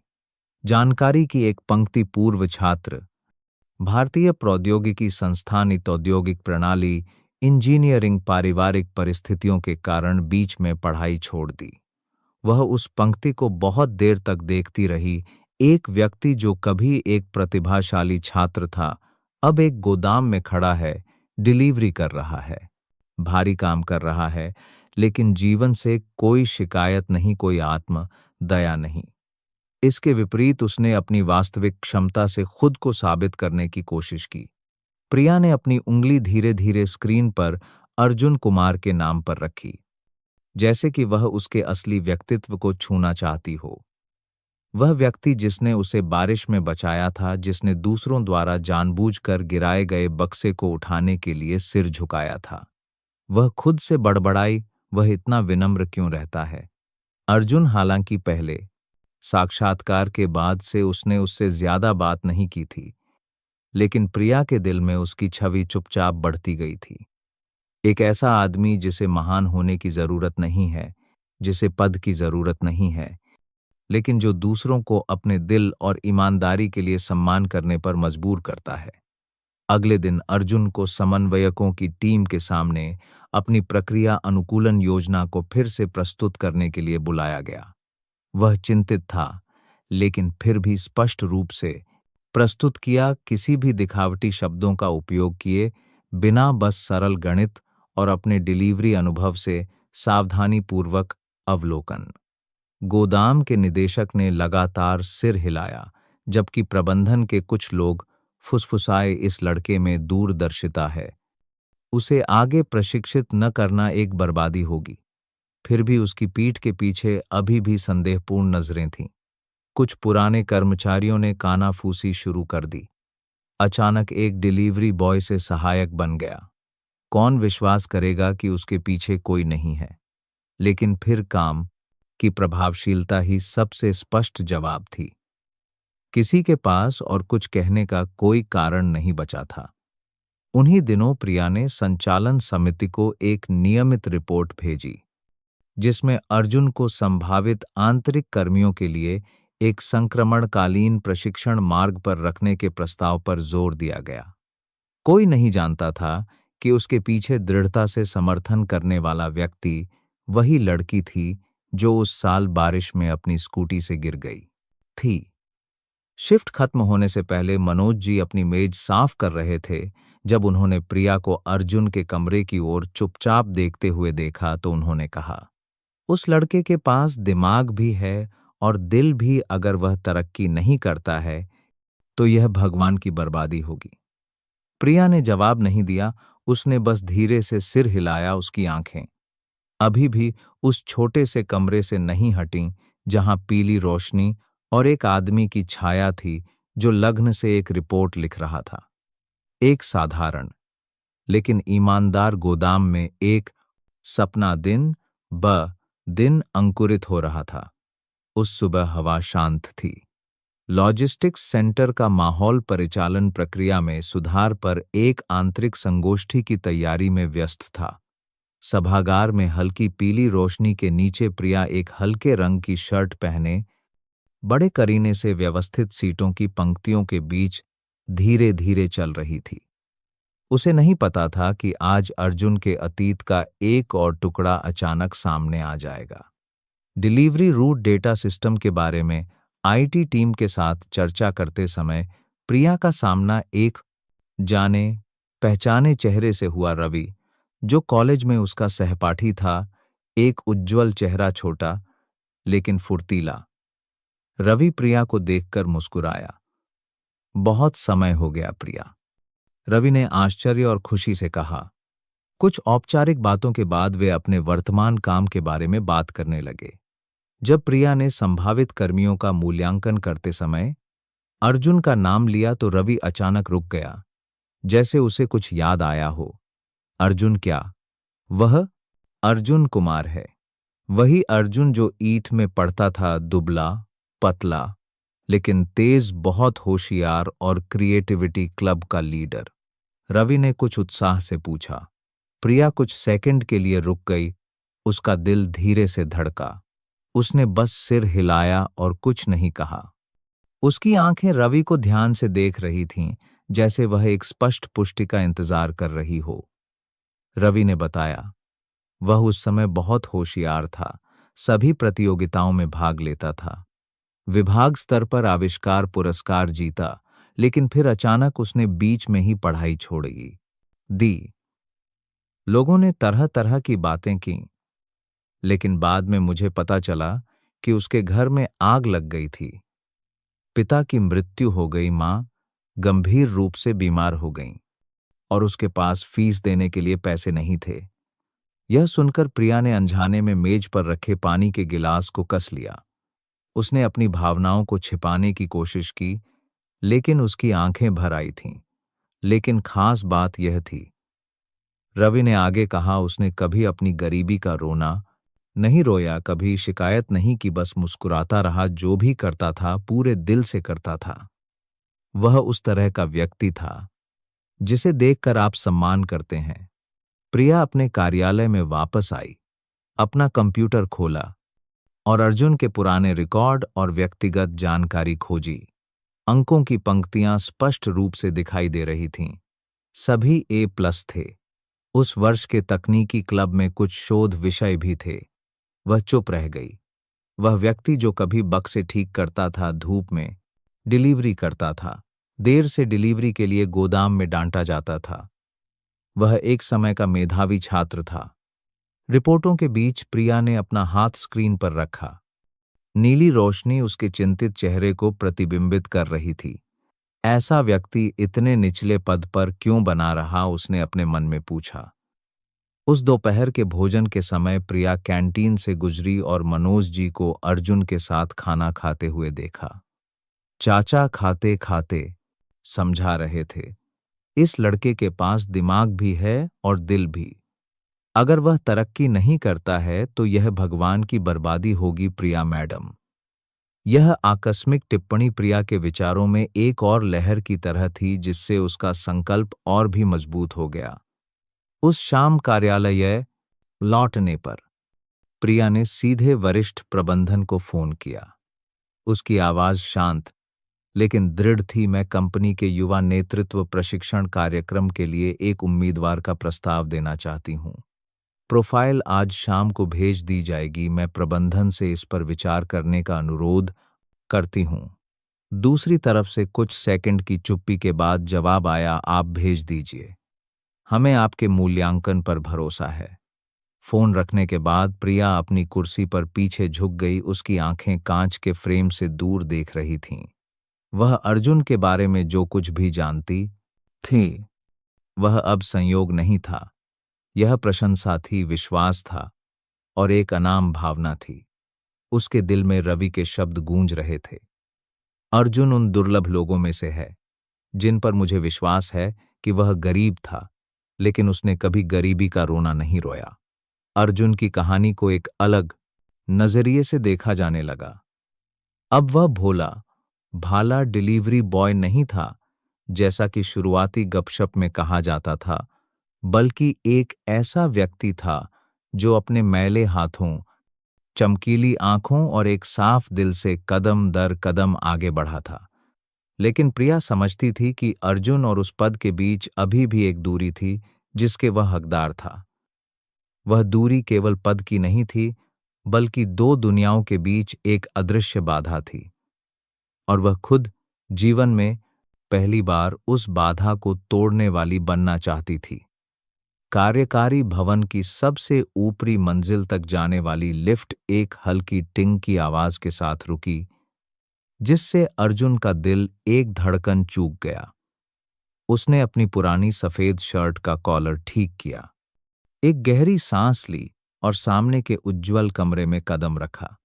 कमरा इतना बड़ा और शानदार था कि अर्जुन के घिसे हुए जूते चमकदार टाइल वाले फर्श पर अजीब लग रहे थे। कमरे में 6 लोग बैठे थे। वरिष्ठ निदेशक, हर एक के हाथ में एक मोटी फाइल थी, लेकिन किसी प्राणवर्थय ने भी कोई भावना नहीं दिखाई। दूर एक कोने में एक तरफा कांच के पीछे एक हल्के रंग का सूट पहने एक लड़की चुपचाप खड़ी थी। किसी ने उसे नहीं देखा, लेकिन उसकी आंखें कमरे के बीच में खड़े उस युवक पर टिकी थीं, जहां छत के लैंप से रोशनी गिर रही थी, जैसे एक धुंधला प्रभामंडल चुपचाप उसके चारों ओर खिंच रहा हो। साक्षात्कार सरल प्रश्नों से शुरू हुआ। एक पुरुष की आवाज ने पूछा, तुमने पहले वितरण केंद्र में काम किया है ना? डिलीवरी और फिर समन्वय। अर्जुन ने सिर हिलाया, उसके हाथ थोड़े आपस में गुंथे हुए थे। जी, पहले मैं डिलीवरी करता था, फिर मुझे प्रक्रिया नियंत्रण टीम में सहायता के लिए नियुक्त किया गया। तुम्हें क्यों लगता है कि तुम प्रतिभा प्रशिक्षण कार्यक्रम के लिए उपयुक्त हो सकते हो? एक महिला की आवाज ने गंभीरता से पूछा। अर्जुन ने थोड़ा सिर झुकाया और फिर ऊपर देखा। उसकी आंखें शांत और ईमानदार थीं। मैं यह सोचने की हिम्मत नहीं करता कि मैं उपयुक्त हूं, लेकिन मुझे विश्वास है कि अगर मैं हर दिन अपना काम अच्छी तरह से करता हूं, तो कोई न कोई देखेगा। मैं प्रतिभाशाली नहीं हूं, लेकिन मैं कोशिश करना जानता हूं। एक क्षण की चुप्पी छाई। किसी ने एक दूसरे को देखा, फिर एक अधेड़ उम्र के व्यक्ति ने हल्का मुस्कुराया। आजकल बहुत से लोग केवल उपलब्धियों की बात करते हैं, तुम केवल कोशिश करने की बात कर रहे हो। जी, क्योंकि मेरे पास इसके अलावा और कुछ नहीं है, अर्जुन ने कहा। उसकी आवाज इतनी सच्ची थी कि कोई भी उस पर संदेह नहीं कर सकता था। कांच के बाहर प्रिया ने धीरे से अपना हाथ भींच लिया। उसे उस युवक की छवि याद थी जो फटे हुए रेनकोट में उसे मूसलाधार बारिश में सड़क के किनारे सहारा दे रहा था। एक डांटे जाने वाले डिलीवरी बॉय से लेकर आज यहां खड़े व्यक्ति तक, अर्जुन ने अपना सार कभी नहीं बदला। विनम्र, शांत, दृढ़। उसने किसी को कभी नहीं बताया था कि वह ही थी जिसने चुपचाप उसे चयन सूची में डाला था। उसने अर्जुन को भी कभी नहीं बताया था कि अनगिनत उच्च स्तरीय प्रोफाइल के बीच उसने केवल उसे ही चुना था। एक और निदेशक ने धीरे धीरे फाइल का पन्ना पलटा। तुमने ईट से तीसरे साल में पढ़ाई छोड़ दी थी, है ना? जी, उस समय मेरे घर में आग लग गई थी। मेरे पिता का देहांत हो गया और माँ गंभीर रूप से बीमार थीं। मैं खर्च नहीं उठा सका, इसलिए मुझे पढ़ाई छोड़नी पड़ी। क्या तुमने किसी से उधार मांगा जी? नहीं। मुझे डर था कि मैं चुका नहीं पाऊंगा। उस आदमी ने अर्जुन को कुछ देर तक सीधे देखा और फिर चुपचाप सिर हिलाया। किसी ने और कुछ नहीं कहा। साक्षात्कार धीरे से समाप्त हो गया। कोई दिखावा नहीं, कोई नाटक नहीं, लेकिन प्रिया के लिए यह कई वर्षों तक प्रबंधन की कुर्सी पर बैठने का सबसे यादगार क्षण था। जवाबों के कारण नहीं, बल्कि इसलिए कि वहां उसने एक वास्तविक व्यक्ति को देखा। कोई दिखावा नहीं, कोई गणना नहीं, केवल सच्ची कोशिश। उस दोपहर परिणाम सूचना बोर्ड मुख्य दालान के बीच में चिपका दिया गया था। कर्मचारी ऊपर की मोटी छपी हुई पंक्ति को पढ़ने के लिए जमा हो गए। युवा नेतृत्व प्रशिक्षण कार्यक्रम के लिए एकमात्र चयनित उम्मीदवार अर्जुन कुमार। किसी ने उम्मीद नहीं की थी, किसी ने अनुमान नहीं लगाया था। पूरे कार्यबल में हलचल मच गई। कुछ खुश थे, कुछ ईर्ष्या कर रहे थे, लेकिन अर्जुन बस चुपचाप खड़ा रहा।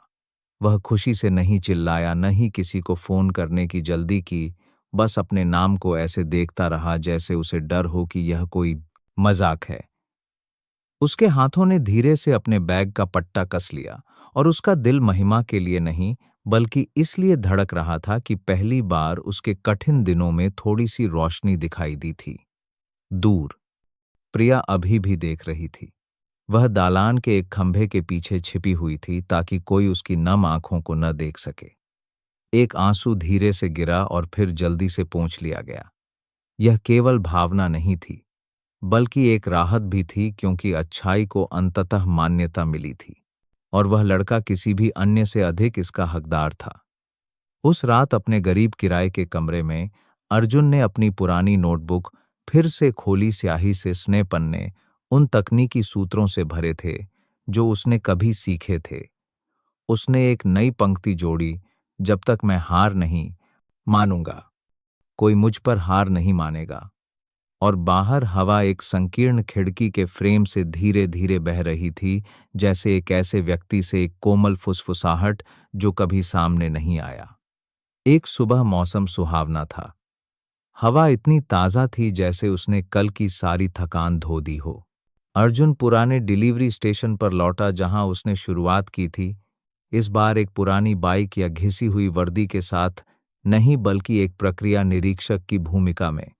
उसने किसी से बेहतर होने का दिखावा नहीं किया। वही शांत व्यवहार, पुराने साथियों के साथ गर्मजोशी से हाथ मिलाता हुआ।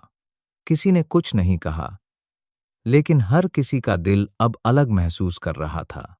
वे उसे सम्मान और थोड़ी प्रशंसा की दृष्टि से देख रहे थे। जब अर्जुन पिछली रात की डिलीवरी शिफ्ट की लॉगबुक देख रहा था, एक बूढ़ी औरत छड़ी के सहारे, जिसके बाल लगभग पूरी तरह से सफेद हो चुके थे, गोदाम के आंगन में दाखिल हुई। उसने एक पुरानी धूसर साड़ी पहनी थी और उसकी पुरानी प्लास्टिक की चप्पलें थोड़ी कीचड़ से सनी थीं। गोदाम में कुछ लोगों ने उसे देखा और हैरान रह गए। कोई भी उसे नहीं पहचानता था, लेकिन उसकी आंखें जैसे कुछ खोज रही थीं, जैसे कि उसका दिल वर्षों से दबे हुए किसी व्यक्ति का नाम पुकार रहा हो। आप किसे ढूंढ रही हैं? अम्मा मनोज जी पास आए।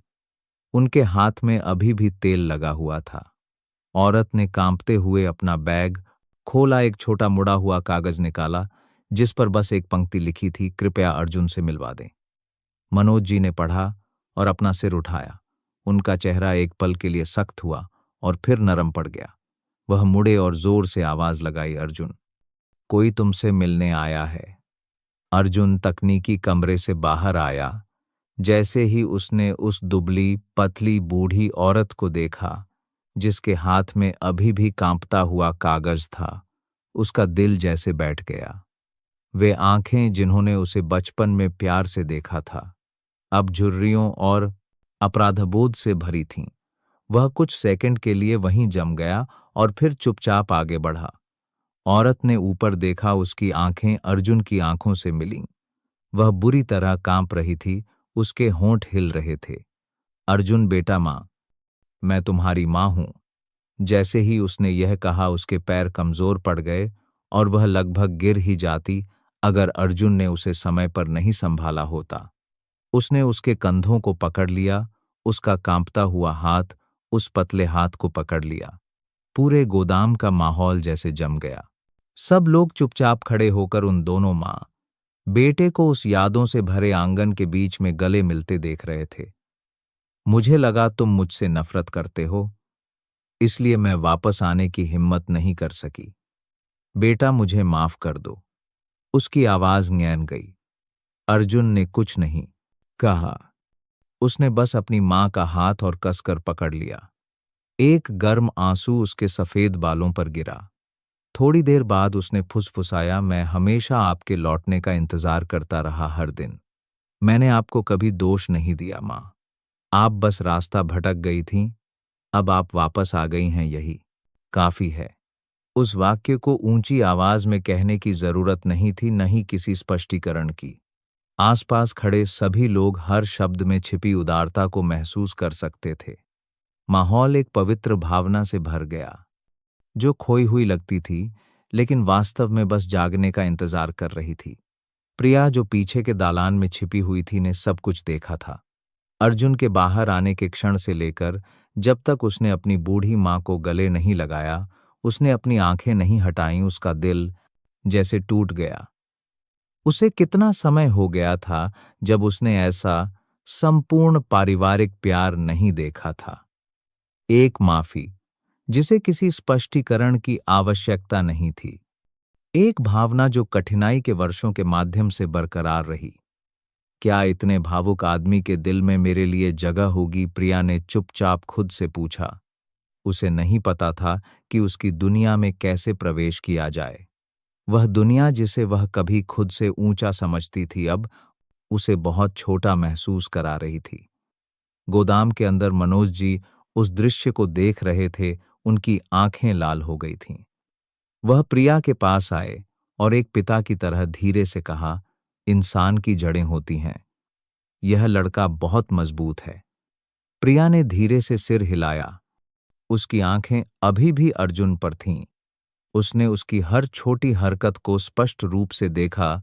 कैसे उसने अपनी मां को कुर्सी पर बिठाया, एक गिलास पानी डाला, हर सवाल पूछा, आसपास की नजरों पर ध्यान दिए बिना। वह जानती थी कि अर्जुन को तरक्की के लिए किसी के सहारे की जरूरत नहीं होगी। वह अपने पैरों पर चलेगा, अपने चरित्र और ईमानदारी से अपना निर्माण करेगा।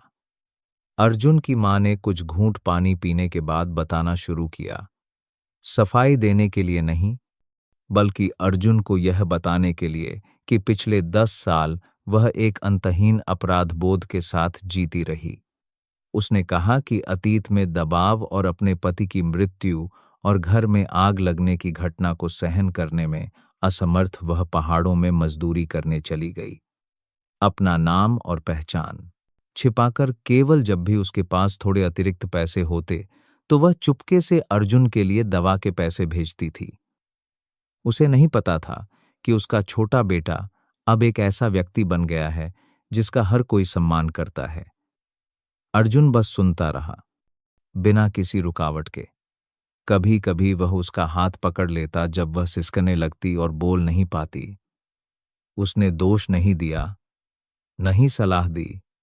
वह बस हर कहानी को एक ऐसे बच्चे की तरह चुपचाप स्वीकार कर रहा था जिसे वर्षों से अपने दिल में एक खाली जगह भरने की जरूरत थी। गोदाम से निकलने से पहले उसने हिचकिचाते हुए पूछा, क्या तुम मुझे अपने साथ रहने दोगे? मैं बूढ़ी हो गई हूं और मेरे पास कोई और नहीं है। अर्जुन हमेशा की तरह धीरे से मुस्कुराया और जवाब दिया, अगर आप वापस नहीं आती तो मुझे नहीं पता कि मेरे लिए खाना कौन बनाएगा। मनोज जी और पास खड़े कुछ लोगों की हल्की हंसी गूंज उठी। माहौल जैसे सारे अपराधबोध से मुक्त हो गया। हर कोई सर्दियों के दिन में गर्मजोशी महसूस कर रहा था। उस दोपहर अर्जुन अपनी मां को गोदाम के पास किराए के छोटे से घर में ले गया जहां वह कई सालों से रह रहा था। प्रिया अभी भी पीछे पीछे चल रही थी, कुछ नहीं कह रही थी, लेकिन उसके दिल में उसने फैसला कर लिया था कि वह अब उसके जीवन से बाहर नहीं रहेगी। दिन के अंत की एक हल्की धूप की किरण पुराने दरवाजे के फ्रेम से होकर बरामदे के सामने लौकी की बेल से छनकर आई। अर्जुन ने अपनी मां के लिए एक कुर्सी खींची, एक और कप गर्म चाय डाली। पुनर्मिलन भव्य नहीं था, कोई पार्टी नहीं थी, केवल आंसू, चुप्पी और एक प्यार था जो कभी नहीं बुझा। मौसम सर्दियों की शुरुआत का था। हल्की धूप कंपनी के बड़े सभागार के सामने पीले पड़ चुके पेड़ों पर एक पतले दुपट्टे की तरफ फैली हुई थी। लोग साल के अंत के समारोह के लिए व्यस्त थे, जहां साल के उत्कृष्ट नामों को सभी कर्मचारियों और प्रबंधन के सामने सम्मानित किया जाना था। भीड़ के धूप कंपनी के बीच चुपचाप चलते हुए अर्जुन अभी भी घबराया हुआ लग रहा था। उसकी सफेद शर्ट इस्त्री की हुई थी, बाल बड़े करीने से संवारे हुए थे, लेकिन उसकी आंखें अभी भी खोई हुई थीं। उसने कभी नहीं सोचा था कि वह एक दिन एक बड़े सभागार में खड़ा होगा। सम्मान के मंच पर अपना नाम पुकारे जाने की तो बात ही छोड़िए। नीचे से तीसरी पंक्ति में बैठकर अर्जुन ने निमंत्रण कार्ड को कसकर पकड़ रखा था। उसका दिल भावनाओं से भरा हुआ था। एक और पंक्ति में विक्रम और रमेश जी भी मौजूद थे। उनके चेहरों पर अब पहले जैसी अकड़ नहीं थी, इसके बजाय उनकी आंखें झुकी हुई थीं। कभी कभी जब उनकी नजरें अनजाने में अर्जुन से टकरातीं तो वे चुप हो जाते। समारोह की शुरुआत मुख्य कार्यकारी के परिचित भाषण से हुई। उन्होंने प्रयास, कठिनाइयों पर काबू पाने और कैसे चुपचाप काम करने वाले लोग वास्तव में उद्यम का मूल बना रहे हैं के बारे में बात की। लेकिन किसी ने उम्मीद नहीं की थी कि सम्मानित होने वाला पहला नाम अर्जुन कुमार होगा, लॉजिस्टिक्स समन्वय सहायक, शाखा संख्या बी। पूरा सभागार तालियों से गूंज उठा। कुछ लोग हैरान थे, कुछ ने धीरे से सिर झुकाकर फुसफुसाया। अर्जुन खड़ा हुआ धीरे धीरे मंच की ओर बढ़ा। स्पॉटलाइट उस पर पड़ी। वह चमकदार रोशनी के बीच खोया हुआ लग रहा था, एक ऐसी रोशनी जिसके बारे में उसने शायद पहले कभी नहीं सोचा था कि वह उसके लिए है। प्रिया ही थी जिसने अर्जुन को स्मृति चिन्ह दिया। उसने एक शुद्ध सफेद साड़ी पहनी थी। उसका चेहरा उज्ज्वल था, लेकिन उसकी आंखें बहुत गहरी थीं। जब वह अर्जुन के सामने खड़ी हुई तो उसने एक हल्की मुस्कान के अलावा कुछ नहीं कहा। अर्जुन ने सिर झुकाकर स्मृति चिन्ह स्वीकार किया। एमसी की आवाज गूंजी। अर्जुन वह व्यक्ति है जिसे कभी कम आंका गया था, जो सबसे कठिन मार्गों पर डिलीवरी करता था। लेकिन आज वह वही है जिसने संचालन प्रणाली को अनुकूलित करने में मदद की और शाखा संख्या 4 को पूरे सिस्टम में सबसे अधिक समय पर डिलीवरी दर वाली शाखा बनाने में योगदान दिया। तालियां फिर से गूंजीं, इस बार और जोरदार और लंबी। उस समय प्रिया भाषण देने के लिए मंच पर आई। उसने सभी को देखा और फिर धीरे से कहा, अपने काम के दौरान मैं बहुत से प्रतिभाशाली लोगों से मिली हूं, लेकिन अर्जुन वह व्यक्ति है जिसने मुझे याद दिलाया कि कुछ लोग ऐसे होते हैं जिन्हें मान्यता प्राप्त करने के लिए लड़ने या चिल्लाने की जरूरत नहीं होती है। उन्हें बस अपने प्रति सच्चे रहने की जरूरत है, और फिर प्रकाश खुद उन्हें ढूंढ लेता है। पूरा सभागार चुप हो गया। आखिरी पंक्ति में बैठे विक्रम और रमेश जी ने धीरे से सिर झुका लिया। विक्रम की आंखों में अब वह घमंडी नजर नहीं थी। रमेश जी ने धीरे से सिर हिलाया, जैसे कि उन्होंने कुछ ऐसा स्वीकार कर लिया हो जिसे नकारा नहीं जा सकता। सम्मान समारोह के बाद ब्रेक के दौरान विक्रम आगे बढ़ा। अब कोई अहंकार नहीं था। उसने अपना हाथ आगे बढ़ाया। मैं माफी चाहता हूं अर्जुन, मैंने पहले गलत कहा। उम्मीद है तुम मुझे माफ कर दोगे। अर्जुन हल्का मुस्कुराया और हाथ मिलाया। सब कुछ बीत चुका है भाई। हर किसी का जीने का अपना तरीका होता है। मैं बस अपना काम अच्छी तरह से करना चाहता हूं। रमेश जी भी आगे आए। उनकी आंखों में कुछ पछतावा था। मैं पहले तुम्हारी असली क्षमता को पहचानने में गलत था। अच्छा काम करते रहो। उस रात जब समारोह समाप्त हो गया, प्रिया धीरे धीरे हॉल से बाहर निकली। अर्जुन पहले से ही इंतजार कर रहा था। उसने हिचकिचाते हुए उसे धन्यवाद दिया, सब कुछ के लिए। प्रिया धीरे से मुस्कुराई, अगर धन्यवाद देना है तो मेरे साथ घर चलकर खाना खाओ। अर्जुन घबरा गया, लेकिन सिर हिला दिया। अर्जुन का छोटा सा घर एक शांत गली में था। जब प्रिया पहुंची तो रसोई से मछली करी की हल्की खुशबू आ रही थी। अर्जुन की बूढ़ी मां बर्तन साफ कर रही थीं। वह प्रिया को देखकर बहुत खुश हुईं और उसे बार बार खाने के लिए रुकने के लिए कहा। साधारण भोजन की मेज पर सब्जी का सूप, उबली सब्जियों की एक प्लेट और सबसे खास सुगंधित मछली करी का एक बर्तन। अर्जुन ने मछली के बर्तन को देखा और धीरे से कहा, यह वह व्यंजन है जो मां मेरे लिए बारिश के दिनों में बनाती थीं। प्रिया ने उसे देखा, कुछ नहीं कहा, लेकिन उसकी आंखें जैसे उन सभी चीजों का जवाब दे रही थीं जो चुपचाप उसके दिल में जमा थीं। भोजन हौसी और बर्तनों की हल्की खनक के बीच बीता। बाहर बारिश रिमझिम हो रही थी, ठीक उसी रात की तरह जब भाग्य उन्हें एक साथ लाया था। लेकिन इस बार कोई ठंडक नहीं थी, केवल इंसानी गर्मजोशी, एक छोटे से घर और एक बड़े दिल की। शाम की बारिश फिर से बरसने लगी, ठीक उसी दिन की तरह। भारी बूंदें टिन की छतों पर टप टप कर रही थीं। आंगन के सामने सीमेंट के फर्श पर समान रूप से गिर रही थीं। प्रिया एक छोटी सी छतरी लिए एक पुराने, बिना नंबर प्लेट वाले, बिना दरवाजे की घंटी वाले घर के सामने खड़ी थी।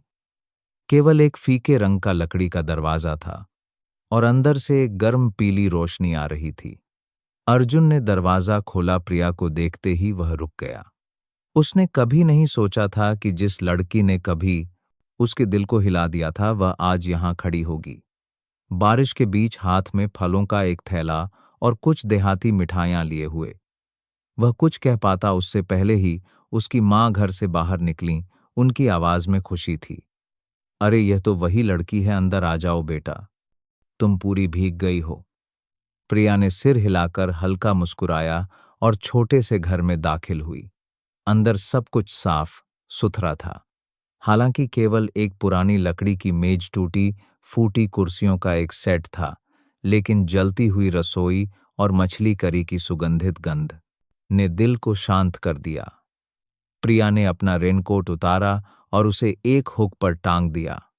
उसकी आंखें चुपचाप हर विवरण, हर साधारण वस्तु पर घूम रही थीं, जिसमें एक अंतर्मुखी व्यक्ति की सावधानीपूर्वक देखभाल की झलक थी। खाना घर के बीच में परोसा गया, केवल मछली करी, कद्दू का सूप, तले हुए अंडे और उबली सब्जियों की एक प्लेट थी। अर्जुन की मां ने कहा, बेटी बैठ जाओ और हमारे साथ खाना खाओ। गरीब घर है, कुछ स्वादिष्ट नहीं है, लेकिन दिल से है। प्रिया ने सफेद चावल के कटोरे को देखा। उसकी आंखें अचानक लाल हो गईं, भूख से नहीं, बल्कि भावनाओं के उमड़ने से। एक अपनेपन का एहसास जो उसने अपने परिवार के शानदार कमरों में कभी नहीं महसूस किया था। अर्जुन सामने बैठा था, हमेशा की तरह चुप। उसने अपनी थाली से एक मछली का टुकड़ा उठाया और अपनी मां के कटोरे में डाल दिया। फिर एक और टुकड़ा उठाकर प्रिया के सामने रख दिया। यह मछली मां ने मिट्टी के बर्तन में पकाई है, जैसे बचपन में पकाती थीं, उसने कहा। उसकी आंखें दूर देख रही थीं। प्रिया ने कांपते हाथों से अपनी चॉपस्टिक उठाई। मसालेदार मछली उसके मुंह में घुल गई, काली मिर्च का हल्का तीखा स्वाद, लेकिन न जाने क्यों इसने उसके दिल को इतना गर्म कर दिया। भोजन के बीच में प्रिया ने अचानक धीरे से कहा, मैंने कभी ऐसा खाना नहीं खाया जिसमें यह स्वाद हो। इस वाक्य ने अर्जुन और उसकी मां दोनों को चौंका दिया। अर्जुन की मां मुस्कुराईं, तो कल फिर आना बेटी, मछली करी का एक और बर्तन है। प्रिया हंस पड़ी, आंसू चुपचाप उसके गालों पर बहने लगे। थोड़ी देर बाद अर्जुन खड़ा हुआ और छत से इकट्ठा किया गया बारिश का पानी जो लकड़ी के चूल्हे पर उबाला गया था लेकर आया। उसने छोटे छोटे कपों में डाला, पहले अपनी मां को और फिर प्रिया को दिया। बचपन में मां कहती थीं कि बारिश का पानी इंसान के दिल की तरह साफ होता है। इसे पीने से मन हल्का हो जाता है। प्रिया ने कप पकड़ा, अपना हाथ अपने गाल पर रखा, गर्मी को अपनी हर उंगली में महसूस करते हुए। अर्जुन की मां सब्जी परोसते हुए अचानक बोली, मैं बूढ़ी हो गई हूं। जितने दिन जीवित हूं उतने दिन उसकी चिंता करती हूं। लेकिन जब से यह लड़की प्रिया आने लगी है, हमारा घर बहुत खुशहाल हो गया है। यह साधारण बात प्रिया को शर्मा गई और अर्जुन ने सिर झुका लिया। जो घर कभी शांत था, अब बारिश की आवाज, बर्तनों की खनक और अनकही भावनाओं से भर गया था। खाने के बाद तीनों बरामदे में बाहर बैठे। बारिश अभी भी नहीं रुकी थी। प्रिया ने आंगन में नीचे देखा। उसकी कीचड़ से सनी प्लास्टिक की चप्पलें अर्जुन की चप्पलों के बगल में पड़ी थीं। वह हंस पड़ी, आप अपनी चप्पलें कभी नहीं बदलते। अर्जुन ने अपना सिर खुजलाया। यह अभी तक टूटी नहीं है, इसलिए पहनता हूं। यह देहाती जवाब प्रिया के दिल को कंपा गया। माहौल जैसे थम गया। अर्जुन की मां बर्तन धोने के लिए अंदर चली गईं। अर्जुन और प्रिया एक दूसरे के बगल में बैठे थे। उसने उसे नहीं देखा, लेकिन उसका हाथ उसके हाथ के बहुत करीब था। एक पल बाद प्रिया ने धीरे से अपना हाथ अर्जुन के हाथ पर रखा।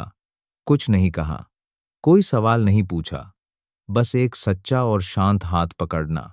मैं भी ऐसे ही रहना चाहती हूं, सच्चे लोगों के साथ, प्रिया ने कहा। उसकी आवाज हवा की तरह धीमी थी। अर्जुन उसकी ओर मुड़ा। उसकी आंखें आश्चर्य से भरी थीं। वह दिखावटी शब्द बोलने में अच्छा नहीं था। वह दूसरों की तरह प्यार का इजहार करना नहीं जानता था। लेकिन वह आंखें, वह हाथ, सब कुछ थे। अर्जुन की मां ने दरवाजे से झांका। दोनों को एक दूसरे के पास बैठे देखकर मुस्कुराईं। प्रिया के आने से यह घर सच में खुशहाल हो गया है बेटा। वह मुड़ गईं, लेकिन उनकी हंसी रसोई में गूंजती रही। बाहर बारिश अभी भी नहीं रुकी थी, लेकिन उस छोटे से घर में हर कोई काफी गर्म था। उस रात प्रिया देर से घर लौटी। अर्जुन उसे गली के कोने तक छोड़ने गया। बड़ी सड़क पर मुड़ने से पहले प्रिया मुड़ी और उसे देखा। अर्जुन, क्या मैं कल फिर आ सकती हूं? अर्जुन ने बस सिर हिलाया। उसका दिल जैसे जोर से धड़क रहा था, लेकिन वह अभी भी कुछ नहीं कह पा रहा था। जब प्रिया नजरों से ओझल हो गई, तभी उसने धीरे से खुद से कहा, हां, यह घर हमेशा तुम्हारा इंतजार करेगा। रसोई में जो अभी भी मछली करी की खुशबू से महक रही थी, उसकी मां ने मेज पर 2 नए चावल के कटोरे रखे। अगली बार जब प्रिया आएगी तो मैं कुछ और बनाऊंगी। यह वाक्य एक ऐसे रिश्ते की पुष्टि जैसा था जो अभी अभी अंकुरित हो रहा था, देहाती लेकिन टिकाऊ। अर्जुन दरवाजे पर खड़ा बारिश को देख रहा था। उसका हाथ अभी भी उस लड़की की गर्मी लिए हुए था जिसने उसे अभी अभी पकड़ा था। उसका दिल जिसने इतने तूफान सहे थे, अब धीरे धीरे एक नई कोमल और उम्मीदों से भरी चीज को अपनाने के लिए खुल रहा था। ठीक 1 साल बाद शाम की बारिश अचानक शहर पर बरस पड़ी, जैसे कि आसमान को भी वह पुराना पल याद आ गया हो। शहर के अंत में छोटे से पार्क के सामने की ईंटों वाली सड़क अभी भी गिरे हुए पीले पत्तों से ढकी थी। अभी भी कुछ मोटरसाइकिलें फुटपाथ के किनारे खड़ी थीं। बस फर्क यह था कि जो लड़की उस साल अपनी स्कूटी से गिर गई थी, आज वह एक आदमी के साथ हाथ में हाथ डाले चल रही थी। प्रिया ने अपना सिर झुकाकर धूसर आसमान की ओर देखा। उसके गीले बाल हवा के साथ धीरे धीरे लहरा रहे थे। वह धीरे से मुस्कुराई और फिर अर्जुन की ओर मुड़ी।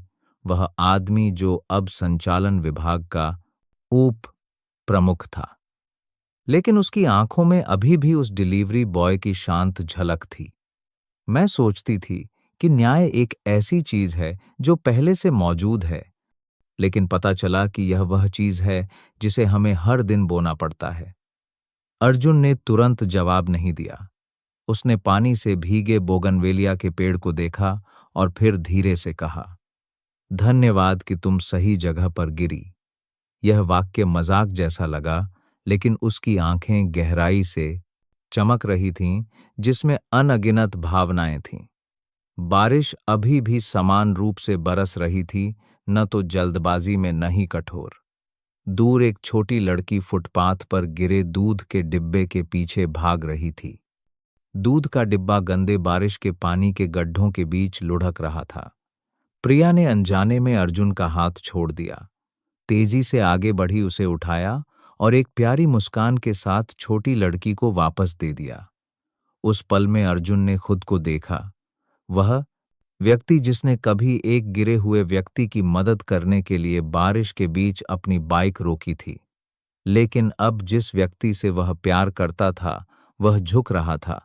हल्की हवा चली, सड़क की रोशनी प्रिया के चेहरे पर पड़ी, जिससे अर्जुन का गला भर आया। उसने अपनी जेब में हाथ डाला, एक छोटा सा डिब्बा निकाला जो पुराने अखबार में लिपटा हुआ था। कोई अंगूठी नहीं, कोई फूल नहीं, कोई भावुक संगीत नहीं जैसा कि रोमांटिक फिल्मों में होता है। बस एक रुमाल था जिसे सावधानी से कढ़ाई किया गया था, देहाती लेकिन बहुत विचारशील। मुझे नहीं पता कि इसे क्या कहते हैं।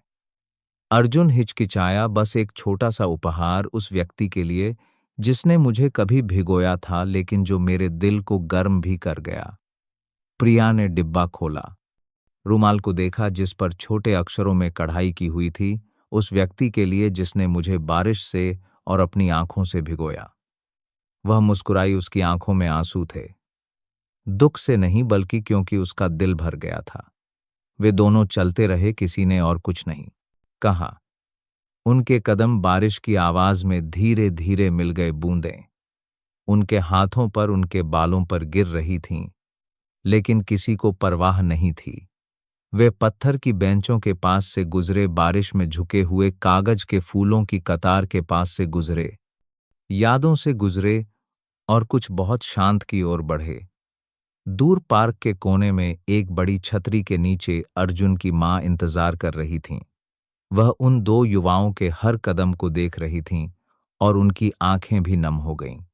वे बिल्कुल अपने पिता की तरह हैं, उन्होंने खुद से फुसफुसाया। जब वे घर पहुंचे तो बारिश थम चुकी थी। खाने की मेज पर अभी भी परिचित व्यंजन थे, मछली करी, सब्जी का सूप, तले हुए अंडे की एक प्लेट। लेकिन आज मेज पर अखबार में लिपटा एक छोटा सा गुलदस्ता भी था। प्रिया अंदर आई, अर्जुन की मां को नमस्कार किया और फिर बर्तन साफ करने में मदद की। अर्जुन की मां मुस्कुराईं और धीरे से कहा, मेरे पास कुछ भी कीमती नहीं है, मैं बस उम्मीद करती हूं कि तुम अर्जुन से सच्चा प्यार करोगी। प्रिया ने धीरे से जवाब दिया, मैंने कभी किसी संतर्भात अच्छे व्यक्ति को नुकसान उठाते नहीं देखा। दूसरों से प्यार करना वह तरीका है जिससे हमें वापस प्यार मिलता है। इस वाक्य ने अर्जुन की मां को भावुक कर दिया। उन्होंने प्रिया का हाथ पकड़कर धीरे से दबाया। भोजन गर्मजोशी से बीता। खाने के बाद तीनों बरामदे में बाहर बैठकर आंगन को देख रहे थे। ट्रॉय अभी भी हल्की बारिश हो रही थी, लेकिन बादलों के पीछे से चांद की रोशनी झांकने लगी थी। प्रिया ने रूमाल निकाला, उसे अपने गाल पर लगाया। अर्जुन ने उसके माथे पर चिपके गीले बालों को हटाया। शब्दों की जरूरत नहीं थी, सारी भावनाएं स्पष्ट थीं। थोड़ी देर बाद प्रिया अर्जुन की मां को अलविदा कहने के लिए खड़ी हुई। अर्जुन उसे गली के कोने तक छोड़ने गया। रास्ते में वे दोनों धीमे हो गए। प्रिया ने कहा, अर्जुन, मुझे नहीं पता कि कल क्या होगा, लेकिन मैं जानती हूं कि अगर मुझे उस दिन गिरने के पल में वापस जाने का मौका मिले तो मैं अभी भी वहीं गिरना चाहूंगी जहां तुम थे। अर्जुन मुड़ा, उसकी आंखें कोमल थीं। और मैं अगर मुझे फिर से चुनने का मौका मिले तो मैं अभी भी उस दिन डिलीवरी में देर करूंगा, बस एक बार और तुम्हारे लिए, बारिश से बचने का मौका पाने के लिए। प्रिया धीरे से मुस्कुराई और अपना सिर अर्जुन के कंधे पर रख दिया। ऊपर तारे बादलों के पीछे से झांकने लगे। बारिश पूरी तरह से थम गई। उस रात आतिशबाजी की जरूरत नहीं थी, नहीं एक भव्य शादी की। बस दो साधारण लोग थे जो जीवन की सभी गलतफहमियों, ठोकरों और बारिशों से एक साथ गुजरे। आखिरी बारिश का दिन आ गया था। एक प्रेम कहानी को समाप्त करने के लिए नहीं, बल्कि एक नई शुरुआत को चिह्नित करने के लिए। जो हमारी मदद करता है वही कीमती नहीं है, वह व्यक्ति जो हमें मदद करने का मौका देता है, कभी कभी वही हमारा उपकारक होता है। मैंने कहीं सुना था, जो छोटी छोटी चीजें हम आज करते हैं वे कभी कभी कल के जीवन के बीज बन जाती हैं। और यह सच है, बारिश के बीच एक दयालुता का कार्य बिना किसी जाप कर लिस्ट में गणना के, बिना किसी वापसी की उम्मीद के एक पूरी नियति को बदलने वाला मोड़ बन गया। अर्जुन की कहानी केवल गरीबी से सफलता तक की यात्रा नहीं है, बल्कि यह इस बात का भी प्रमाण है कि अच्छाई कभी भी व्यर्थ नहीं जाती। दयालु होना आपको गलत समझे जाने, तिरस्कृत होने या यहां तक कि दबाए जाने का कारण बन सकता है, लेकिन फिर समय आपको विश्वास, सम्मान और उन चीजों के साथ सब कुछ वापस कर देगा जिनकी आपने कभी उम्मीद नहीं की थी। मैं यह कहानी जीवन को एक परिकथा बनाने के लिए नहीं सुना रहा हूं, बल्कि आपको यह बताने के लिए कि हम में से हर कोई, चाहे हम किसी भी स्थिति में हों, अपने स्वयं के प्रकाश में विश्वास करने का अधिकार रखता है। भले ही आपको कम आंका जाए, कभी भी अपनी दयालुता को न छोड़ें। आप इस बारे में क्या सोचते हैं? क्या आपने कभी किसी की मदद की है बिना किसी वापसी की उम्मीद के, या क्या आपको कभी किसी अजनबी से एक अप्रत्याशित कृपा प्राप्त हुई है? अपनी कहानी कमेंट्स में साझा करें, शायद यह किसी और को प्रेरित करे। अगर इस कहानी ने आपके दिल को छुआ है तो कमेंट में एक लिखिए। आप यह वीडियो किस राज्य से देख रहे हैं? आप जहां रहते हैं उसका नाम टाइप करें ताकि हम एक दूसरे को नमस्ते कह सकें। और अगर आप इस तरह की और सच्ची, दिल को छू लेने वाली कहानियां सुनना चाहते हैं तो चैनल को सब्सक्राइब करना न भूलें, घंटी बजाएं ताकि आप अगले वीडियो को न चूकें।